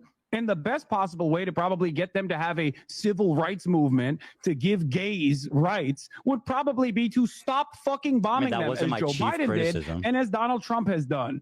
Yeah, that wasn't my chief criticism. Man, again, my criticism is that they are kidnapping civilians. Yeah, I know. You don't like their methods, but you have no alternative method. I said just do it without kidnapping civilians, dude. It's not rocket science. Let's get back to the IDF. You said the IDF is maybe not a terror organization, but the IDF is a terror organization. See you, Harmonic Fox. Congratulations on having a girlfriend that you met at church, or a partner that you met at church. I guess you didn't specify. Congratulations. I hope you have a good day. Say that wrong through and through. Wrong. Again, a liar. Okay, so you think the IDF is a terror organization? I said yes. You believe the IDF? I think it's fair to characterize them that way. Okay. Your wife was in the IDF. Yeah. Do you believe your wife is a terrorist? Of course not. You have considered a 19-year-old Yemeni TikToker who is not even a part of the Al-Houthi family with no Houthi affiliation, but simply a person that says he stands with the Houthis, and I do too, a terrorist over and over again because he has a gun in the second highest gun ownership density per capita. And because he responded to a fucking Instagram comment saying he's a soldier, a dude who doesn't even speak English. Let's watch this. You kept claiming that he was a terrorist over and over again. He is. His name is Rashid al-Haddad. He is not even a fucking Zaidi Shia. He's not even a part of the Houthi family. Let's because watch if he was the a part evidence. Of the Houthi family, his last name would be al-Houthi, not al-Haddad. Okay? Let's watch the evidence. This person, you looked at a 19-year-old fucking teenager who's a TikToker, terrorist, in the poorest country on the planet, who's only known death and destruction, and spent countless fucking hours looking through whatever his social media was to be like, this guy is bad. Let's look at it. Yeah, of course he's fucked up. He lives in goddamn Yemen. Do you know what the bigotry of low expectations is? Bel-Air like you, dumbass. Do you know what the bigotry of low expectations is? I bet this slaps if you don't watch the clip. So Dave Usubiaga says, I didn't say Jews hate you, I said Zionists. Well, Dave Usubiaga, there's a variety of different Zionist philosophies, some of them secular, some of them religious. And also, what I would say is that Zionism, right, the belief that there should be a established Israeli homeland for Jews, where Jewish people from all over the world, if they feel so inclined, they can move there. That doesn't necessarily have ethno-religious supremacist stuff. It can, 100% can, and there are definitely ethno-religious supremacist Zionists. But there are people who the beginning and end of their Zionist analysis and their support for the state of Israel is they think that, well, a third of the Jewish population of the planet was wiped out in the early 20th century. Therefore, Jews do need a homeland where they can live. Israel is that place. And so they should be able to live there in peace. That's like a tepid Zionist perspective, and I would say that's one that I agree with. I'm sure there's greater. As a matter of fact, I'm pretty sure we watched. There's a documentary by Louis Theroux that came out where they were watching this lady who wanted to colonize Gaza at the expense of the Gazan population, and when asked about the Gazan population, she was like, "Yeah, I don't care." She's like, this is our mandate from God. Our mandate from God is to take over this territory, is to settle it, is to have it be all Jewish, et cetera, et cetera. She's an ethno-religious supremacist, and I bet she probably does view me as a lesser form of human being. But just because there's like a racist, rabid Zionist 3,000 miles away, you know, who doesn't think much of me, doesn't mean that I'm going to like totally criticize the existence of the state of Israel. Hasan got a cute dog. Well, apparently that dog is like $10,000. So, you know, good luck with getting one yourself. Go to the shelter. There's plenty of cute dogs at the shelter. I'm a hypocrite for doing a credibility ad hom, but bigotry of low expectations was coined by a neocon. I don't know who you're criticizing, Webmaster4531, but the point is that bigotry of low expectations, we're going to see it momentarily, so I'm not going to spoil it. I'm going to let it go. His name isn't literally Houthi. Yeah, that's his argument. He's not a part of the al-Houthi family. Meanwhile, like the current political controllers of Yemen are the Houthis and supporters of Houthis. Did the Zionists have agreements with the Nazis? What was it? There was the you're like kind of distracting, but you know, we can look it up. Hitler Zionist agreement. The Havana Agreement. Transfer agreement was an agreement between Nazi Germany and Zionist organizations signed on 25 August 1933. The agreement was finalized after 3 months of talks by Zionist Federation of Germany, the Anglo-Palestine Bank under the directive of Jewish Agency, and the economic authorities of Nazi Germany. It was a major factor in making possible the migration of approximately 60,000 German Jews to Palestine between 33 and 39. The agreement enabled Jews fleeing persecution under the new Nazi regime to transfer some portion of their assets to British Mandatory Palestine. Emigrants sold their assets in Germany to pay for essential goods, manufactured in Germany, to be shipped to Mandatory Palestine. This agreement was controversial and was criticized by revisionist Zionist leader Ze'ev Jabotinsky and by some non-Zionist Jews, as well as by both members of the Nazi Party and the German public.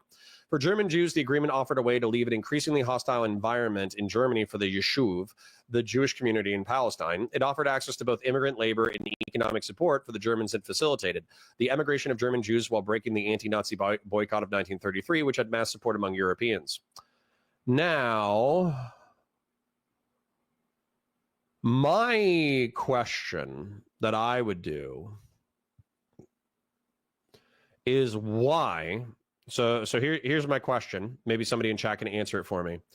Is if they had a transfer agreement for 60,000 Hold on. Maybe we can find it real quick. Why didn't Nazi Germany move all Jews to Israel? Nazi Germany did not move all Jews to Palestine, present-day Israel, because their policy evolved from encouraging limited emigration to outright persecution and extermination. Initially, they facilitated emigration through agreements like Havar Agreement, but later restricted emigration and deported Jews to concentration camps.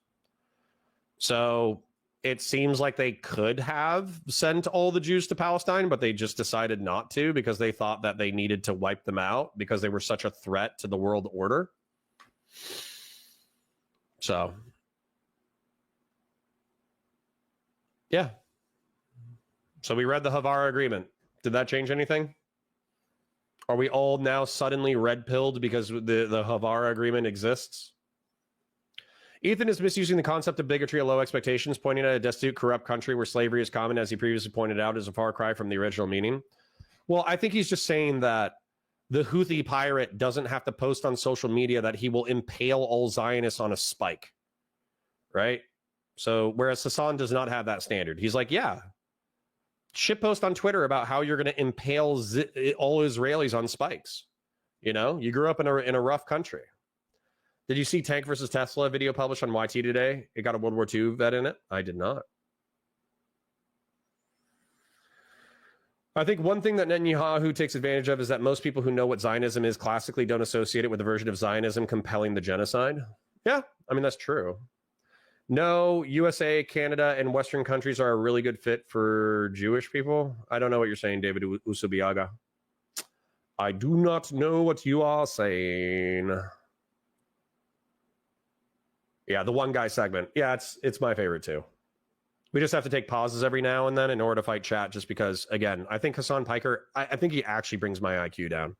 I think listening to him talk and sweep for terror organizations makes me dumber over time. You're saying because he's poor, he hates Jewish people? Let's watch.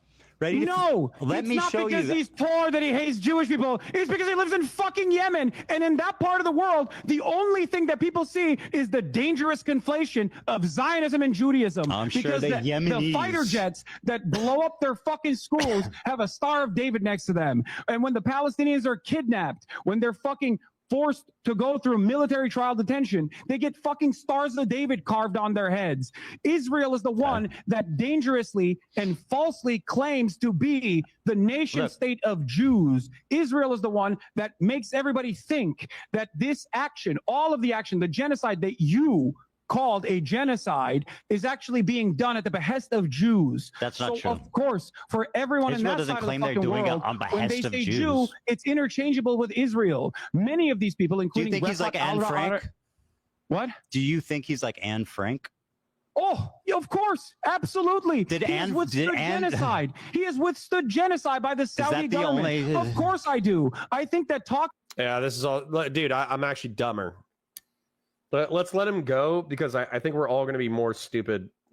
3,000 IQ just dropped. You know, I say that everybody in my chat because they have a pristine taste in content for being here, and because they're just smarter than every other content consumer out there. They have 3,000 IQ. I think by the end of this, we will have a 2,999 IQ because this man is making us dumb. Quick show time. Remember to like the stream. It's free. It helps out. Engage in chat. There's plenty of funny people in there having a good time. If you want to leave a comment on the VOD, please do so. It helps us in the algorithm. If you are brokies, don't have any cash, your wife is yelling at you about the budget, then just go ahead and engage with the VODs, watch the VODs, leave a like on the VODs, all that kind of stuff. And that helps me because it gives me ad revenue. If, however, you do have money burning a hole in your pocket, we did have a few kind souls today who gave generously. If you also have money burning a hole in your pocket and you enjoy the content, you enjoy taking psychic damage with me and your fellow chatters, then feel free to give a super chat. It is never required. It is always appreciated. Whew. Yeah, Sacred Snow. I'm happy this is the last day of Hasan Piker content because I legitimately feel like I'm getting dumber. The girl, Anne Frank, the girl who hid in a closet for like 2 or 3 years before being sent to an extermination camp and murdered, is the same as the Houthi propagandist with Instagram who runs around with an AK-47 talking about how he's going to impale Jews. Zionists, he says, but he does mean like 90% of the state of Israel. how he's going to impale them on spikes, similar to Vlad the Impaler, and how he's ready to die in holy struggle and holy war on behalf of the Houthis against Israel. That guy is just like Anne Frank, according to Hasan Piker. To, but my Anne point Frank. that I was fucking presenting, my point that I was Anne fucking Frank presenting. is famous for being a pacifist and seeing the good in people despite a fucking Holocaust that took every member of her family but her dad. That's why she's inspiring. This guy went on Twitter and said, fuck Jewish would you people. think Anne Frank would be less inspiring if she somehow was able to get out? If she was like, I want to kill Germans and hang them, yeah. And took up arms against the Nazis? Would you say that Anne Frank is bad for that? Say Anne Frank is bad for that, Ethan. For something that didn't Anne happen? Frank would be bad if she took up arms against the violent Nazi occupation. Say it. Casey, that's racist as hell. World War Poo. That is racist as hell. I disavow. Pakistan and India, we hope you have a fun time fighting over Kashmir. We're sorry that it came down to actual war. We hope you don't nuke each other and nuke the rest of the planet. I disavow Casey from Long Island saying something very racist. Oh. Wouldn't be the same for sure. It wouldn't be the same. She's Why wouldn't famous it be? for being a pacifist and seeing the good in people despite living through a Holocaust. You understand that? That's not what. If Let me Frank- show you. Let me show you. Do you think that if Israel Anne isn't, Frank, do you think that if Anne Frank took up arms against the Nazi occupation, Israel you would isn't call her a occupying bad Yemen person? anyway. Sacred Snow asks, it's just so annoying and exhausting that we constantly have to argue against the dumbest, most hateful people to stop the propagation of the worst ideas on earth. I agree, but it's our duty. What? Israel's not occupying Yemen. Israel isn't. But for every single country in this region, American imperialism is You all say the they have Saudis. known. You said this. Why don't they say death to Saudi Arabia on their flag? Why is it Jews? Why is it damn Because the they're directly Jews? fighting Saudi Arabia. Oh, but what I are thought, you talking see about? the Star of David. Of course they hate Jews. What about their? Why does their flag say death to fucking Israel and damn the Jews? Their flag says death to America, death to Israel, a curse upon the Jews. Damn the which Jews, I have curse said upon time the and time Jews. again is kind of gauche, not acceptable, not That's appropriate nice. by Western standards. But if you listen Why to does it say Norm Saudi has a Arabia? clip on that too. Norm has a clip on that too. Do you want to see? No, Do you wanna see it? let me show you this because you've been You going wanna on hear and Norm on. Finkelstein explain that? No, I want to show you this. Okay, you've been talking and talking and talking and talking. Very good. Let's watch this. Do you condemn the Warsaw Ghetto Hassan, Uprising, Ethan? You got to stop. Do you condemn the Warsaw Ghetto Uprising? I'm going to play this video. Okay. He says, ready for sacrifice. Maybe I read it. Sacrifice and eager for martyrdom. Maybe he's talking about football. Here he is singing a song with the words, "Do you threaten us with what we are waiting for, son of a Jew?" Meaning of Houthi is a title. Why is this funny, dude? Like he's like laughing.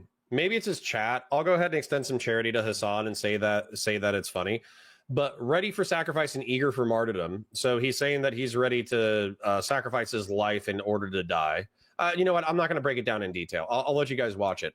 But why would this be funny? We're allegedly talking about this dude suffering a genocide under Israeli and U.S. imperialism back through Saudi Arabia. And then we're talking about in the context of the Israel-Palestine conflict, which allegedly is also another Holocaust. It's shocking considering like the seriousness of the subject matter to see somebody constantly giggling about it. Kind of crazy.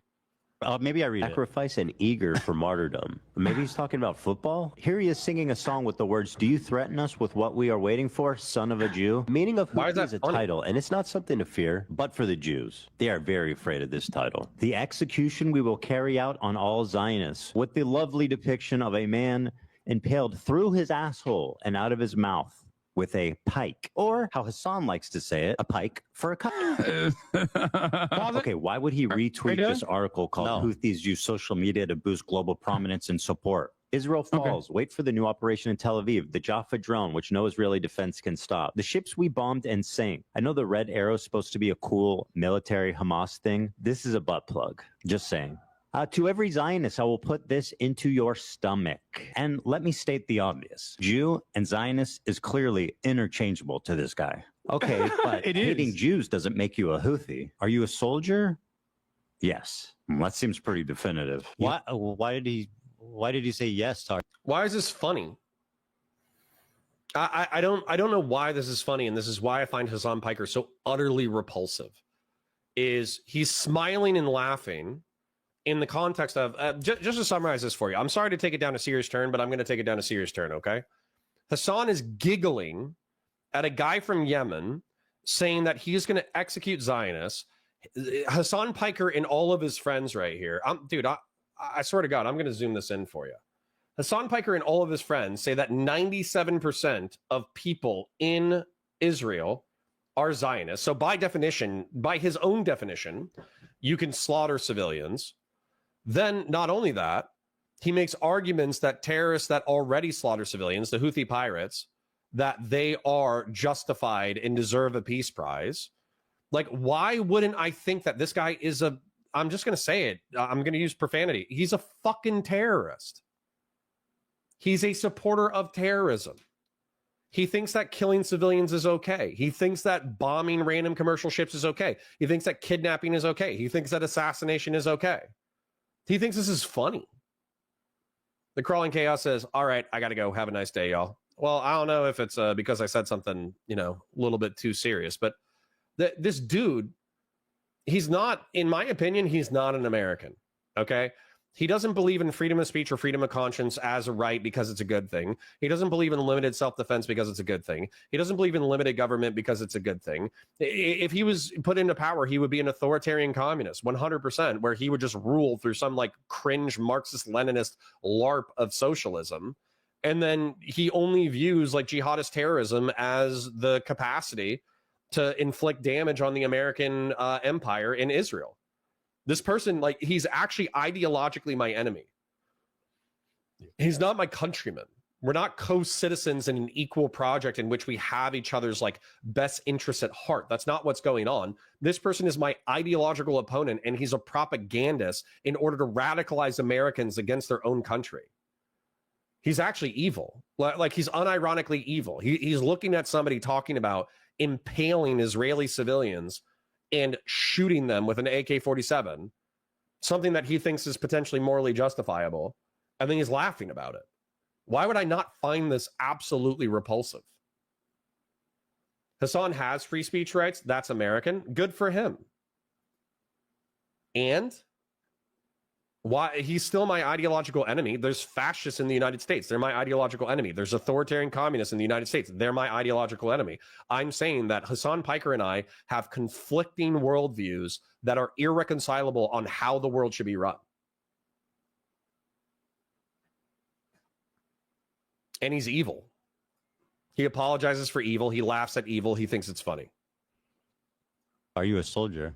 Bro, he doesn't even fucking speak English. You're like, oh, he's a soldier. Wait, even if he is, I'm going to ask you a question very clearly and very deliberately.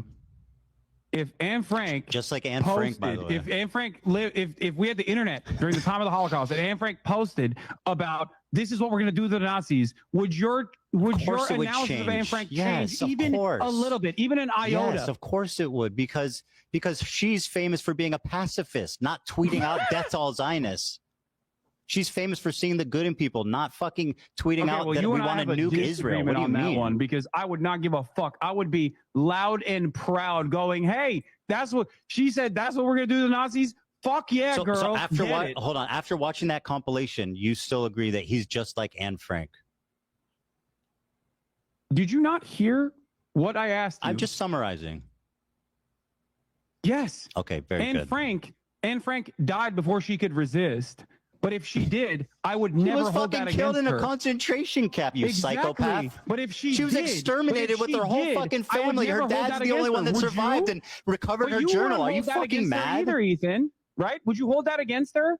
Would you hold that against? I wouldn't hold it against her, but she wouldn't be the same historical figure that said, despite my family being killed in concentration camp and everyone being murdered, I'm still a pacifist that sees the good in people. What the fuck what's so confusing about that? Not kill Zionists, not nuke Israel, not a... Yeah, he should absolutely differentiate between like civilians and soldiers, but I get why he's worked up. Christian Vlaris, I'm with you. Like through Zionist assholes. I can't believe we're once again discussing the posts of a dude in Yemen you who really is like to 19 do that. fucking years old. Well, you said he's not a Houthi. No. You mean you went on and on and on and on about how he's just some random fucking innocent kid that you platformed and glazed the fuck up, by the way. Which is, by the way, just terrible journalism. Like you have KFC in Yemen? Is that the fucking best question you have for someone who's apparently surviving a genocide in Yemen, who's been with the crew of kidnapped hostages, who has apparently partied with the captains? That wasn't even correct. You say, is there KFC in Yemen? Are you fucking kidding me? Just insane. Here's some clips that you haven't besides shown. Being like wrong, it's insanely incompetent. We're going clip for clip. We're going clip for clip. Can you please play this? It's from my subreddit. Sure. Give me a sec. Dan's got to pass it to me. Okay. After this, please, we got to move on to the Nakba thing. Yeah. Every single victim of Israeli or American violence has to be a pacifist. Okay, do you want me to watch this? I mean, what the fuck, bro? It's 4 minutes, so I'm not going to watch the whole thing, but I'll watch like a minute or 2 minutes. Okay? طبعا جاتني اسئله كثيره ماذا اذا اليهود قرروا ان يعودوا الى اليمن يعني بنسمح لهم ولا لا ولا طبعا طبيعي يعني احنا اليمنيين نمد ايدينا للسلام يعني اليمن مسموحه لاي شخص يعيش فيها. This is like shot like by a fucking like propagandist. What are you talking about? Like he's all fucking dolled up. He's got makeup on. The lighting is perfect. Yeah, he's like, guys, please, we love the Jews. Give me a break. Our problem is not with the Jews, like a guys. Big man, buddy, dunking on a fucking 19-year-old living in Yemen. You pick and choose what you think. You pick and choose what you think is appropriate. Well, what do you think about all this shit I showed you? Which do you think he believes, this or that?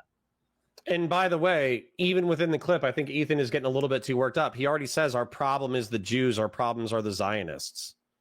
This is like shot like by a fucking like propagandist. What are you talking about? Like he's all fucking dolled up. He's got makeup on. The lighting is perfect.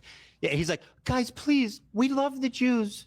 Give me a break. Our problem is not with the Jews. Not with the Jews. Okay. All right. I stand corrected. Big man, buddy, dunking on a fucking 19-year-old living in Yemen. You pick and choose what you think. You pick and choose what you think is appropriate. Well, what do you think about all this shit I showed you? Which do you think he believes, this or that? I think he believes both. Oh. This is not. He both believes the Jews are our friends and also we need to murder them all. The problem is, he believes that Jews are our friends and we need to murder them all. Is that correct? The problem is that what you're saying? He said Jews. He and the tweet said this is what we're going to do to Jews. From a Western perspective, for them, when they talk about Israel, they sometimes reflect and it that's as the Jews' fault, right? But listen to me. And you're blaming the victim. Because in that interview that I conducted with him, I asked him about how he felt about Jews, anti-Zionist Jews specifically. I remember. And he said he loves them. That is such a lie. You're such a liar. You don't know this person. I watched it. That's not what he said, though. He has no reason He said if they support Palestine, then I like them. He didn't. You're lying. You're just lying. You're lying about what he said. You're lying. I've seen that interview. You're lying. He didn't say that. He said if they support Palestine, then that's good. What? That's what he said. It's a fucking materially way different than I love Jews. What the fuck you said? No, you didn't hear. Yeah, Sacred Snow says, Valor Media, do you got a rough estimate of how much longer you got on this today? I got to take a break, but I want to come back when we switch topics. The psychic damage is too much. Listen, I'm with you. We're almost done. This is going to be done at 3. I've been letting it play a little bit more, so we're not getting wrapped up because let's face it, Hasan Piker is doing a lot of terrorist apologia. We're at 3:33. We're going to hit 3:38, so 5 more minutes of content. If there's something relevant, I'll pause it, stop it, criticize it. But the goal, at least my goal, is to try to get through the next 5 minutes as aggressively as possible and then just summarize it, call Hasan Piker a piece of garbage, put a bow on it, and ship it. Because honestly, man, I'm with you, okay? I'm with you. I wish I could have done this all in one sitting. But the truth is that the definition and ground rules, the fights over the Nazi sword, discussing the Sabra tier list, Theo Von, the ADL, all that stuff was relevant to the interpersonal drama, which was fun. I enjoy that kind of stuff, like the interpersonal drama, right? And then when it comes to Destiny and the rape stuff, that is incredibly pertinent. This is one of my biggest criticisms of Hasan Piker was fought out in this segment, which is what we did yesterday. And then I think we made it through Hezbollah yesterday. And then today we skipped ahead to the terrorist apologia. My 2 largest criticisms of Hasan Piker is number 1, rape denial for October 7th, and then rape denial for the entire terrorist attack, and also minimizing and sanitizing the terrorist attack so his audience can feel okay about October 7th, 2023, without actually having to physically look at what Hamas actually did. That's number one. And then number two is the sweeping for terrorist organizations, which up until this time, they have always like denied or minimized. So at this point, I think the rape denial, unless you have like a sub 80 IQ, is you can't deny it. You can't deny that Hasan minimizes the sexual assaults and rapes that happened on October 7th that are substantiated by October 7th. And he's unapologetic about that fact. And then I also think that him sweeping for terrorist organizations, even if you say like, oh, well, he never specifically swept for Hamas. He said 10 toes down for the Houthis. He's down with the Houthis. He's down with missiling random ships. He's down with kidnapping crews, because it's the only thing that the Yemenis can actually do. It's the only thing that the Houthis can really do in order to protest a genocide. And as I said earlier, that's crazy, because it would effectively be like NATO bombing random commercial ships to protest the Serbian genocide in the former Yugoslavia. So his logic is off. His IQ is 80. His geopolitical analysis is trash. It's elementary school level bullshit. And the fact that he's popular is infuriating. So we'll be done with the content. I'd say 20 minutes. I'll let it play as much as I can. Valor says, I appreciate it, big dog. I'll chill out if we're almost done. But my point is, my thoughts are becoming almost purely Fed posting towards Hasan. No, I'm with you. Like, I'll try to wrap it up in 10. Okay, I'll try to let it play maximally and just get through it and then give you my ideas at the end. Celeste Plantagenet York says, you guys need to get into chaos magic to help build up your psychic mental armor or learn to disassociate. Thank you, childhood trauma. True. If only we had worse childhoods, then we would be better able to deal with psychic damage. This is true. The best part was when Hasan used a historian and Ethan Klein, Uno reversed him when talking about Jews being expelled from the Middle East countries. I don't know if that's going to be a part of this segment. That's probably a part of the Nakba, but to be honest, I think we've taken enough damage, and I did see it on Twitter, and there's plenty of other people covering this. So as a result, I'm sure it's known that he got Uno reversed. You just repeated what Go I ahead. said. What'd you say? I said love, but I think he didn't. I guess he didn't. What say did love. he say? Hold on, he said, Hasan. like, what did you say? He said.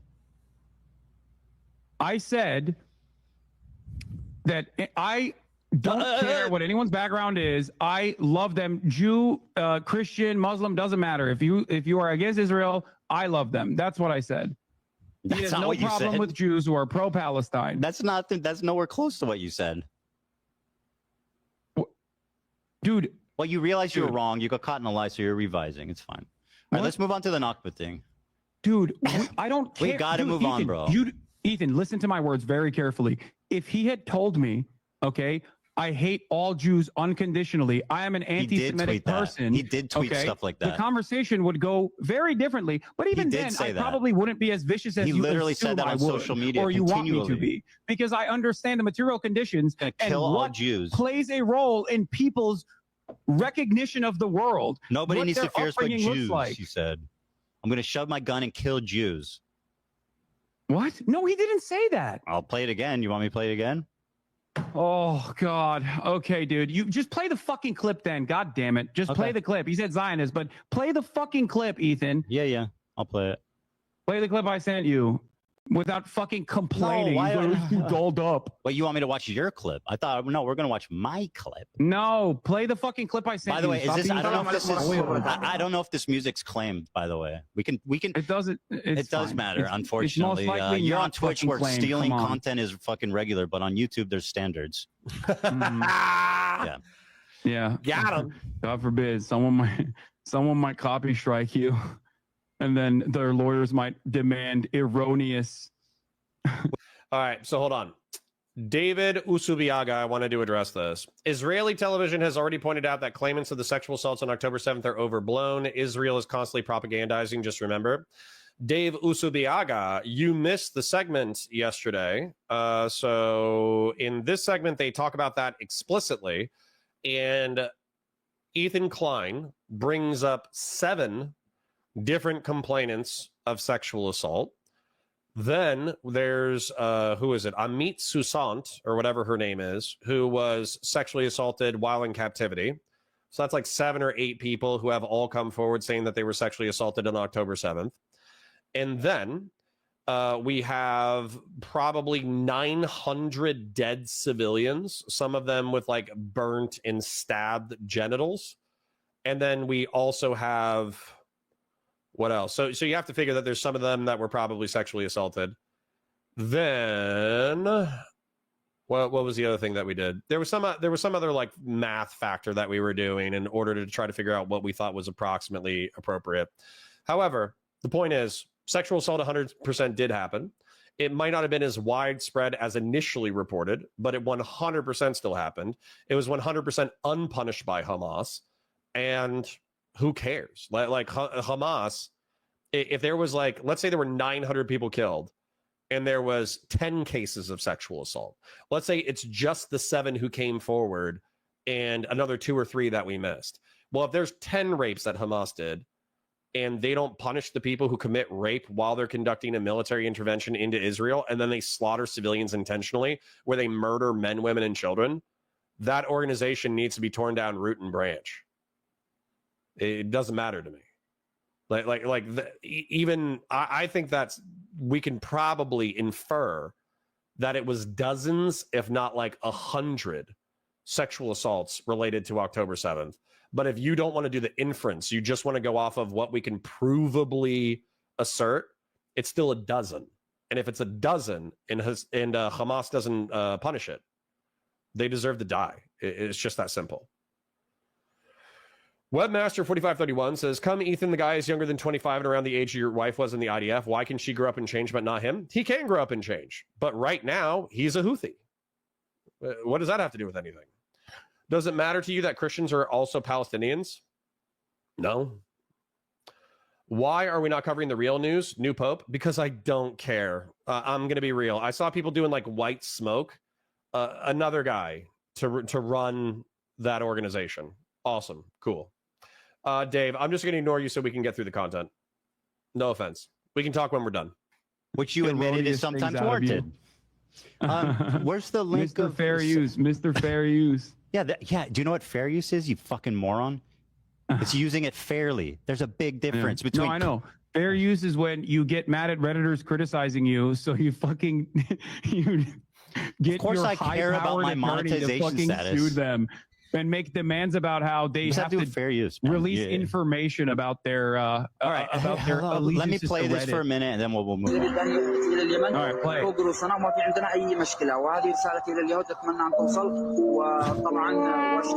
This is the most pathetic terrorist propaganda bullshit I have ever seen, and the fact that you actually think this is credible is so hilarious to me. Dude, wow.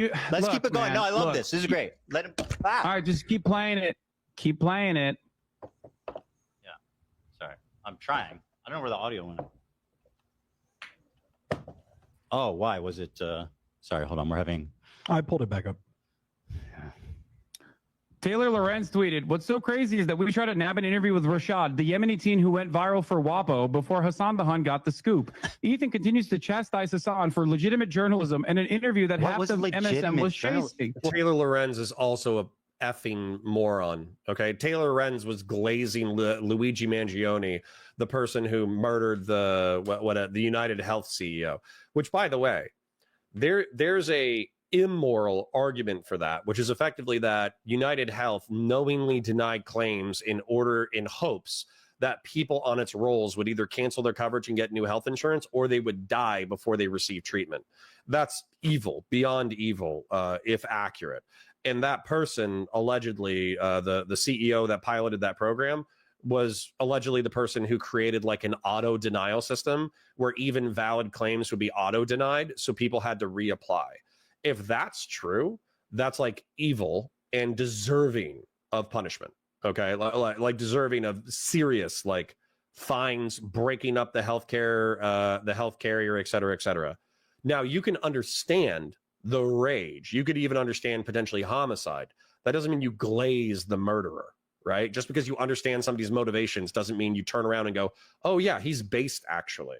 That's Taylor Lorenz for you. Somebody who said that Luigi Mangione is based. Cringe. Absolute cringe. Well, first of all, Taylor Lorenz is a fucking hack loser who's obsessed with you, okay? There you of course go. she would say that. She, by the way, what was the legitimate... Name one question you asked him that represents legitimate journalism. Okay. One question. Great question. Yes. What do you feel about anti-Zionist Jews leading many of the anti-Israel protests in the United States of America? That's your most important journalistic question, which he basically said they're No, cool. you asked me one. I gave you one. I don't think that. I mean, I find that to be insignificant, especially considering his answer. No follow-up questions. Why don't you ask him if he? Why don't you ask a follow-up question like, Ethan, do you not care if they're Zionist Jews? I'm good. All right, we're good. We're done. Woo! We did it. We did 3 segments on the 5-hour debate between Hasan Piker and Ethan Klein. And just to kind of summarize it, Ethan Klein is tepidly pro-Israel, but he says a whole bunch of progressive things that are actually pretty critical of the state of Israel. For that, he's been maligned by Hasan Piker and other lefties as being like a Zionist shill. And I think that's inaccurate. He's received horrible harassment. So he's been stalked, doxxed, harassed. There were cadavers. They took the skulls of cadavers. Somebody paid like $1,500 in order to send skulls to Ethan Klein's house. Hasan Piker's friends, including Denims and Frogan, have platformed people like Bad Empanada, who is somebody who takes a healthy chunk of responsibility for harassing Ethan Klein. All of that has been disavowed by Hasan Piker, but Hasan Piker will still insist that criticizing Ethan Klein as a Zionist is justified by his audience. He will call out Ethan Klein for harassing those other creators, quote unquote, and then he will also do terror apologia, both for the sexual assaults that allegedly occurred on October 7th and subsequently. He will also do terror apologia for Hamas. He will also do 10 toes down terror apologia for the Houthi Red Sea blockade. I need to remind you before we wrap up that the Red Sea blockade, the Red Sea crisis, is Houthis in Yemen, a Shia tribal sect that has seized power in that country. They are randomly sending drones and missiles into random commercial vessels that are going through the Red Sea. And as a result, they have killed several Filipino civilians. They've kidnapped entire crews and held them without trial for a year. They've engaged in terrorism. So that's just organization engaged in terrorism. Hasan Piker, 10 toes down, supports them. Hasan is a rape denialist or a rape minimalist, and he's a terrorist apologist. End of story. All right. That's a wrap. I'm good. That was so much psychic damage that I'm with you guys. I was exhausted by that. Literally, that was like psychically, socially, spiritually exhausting.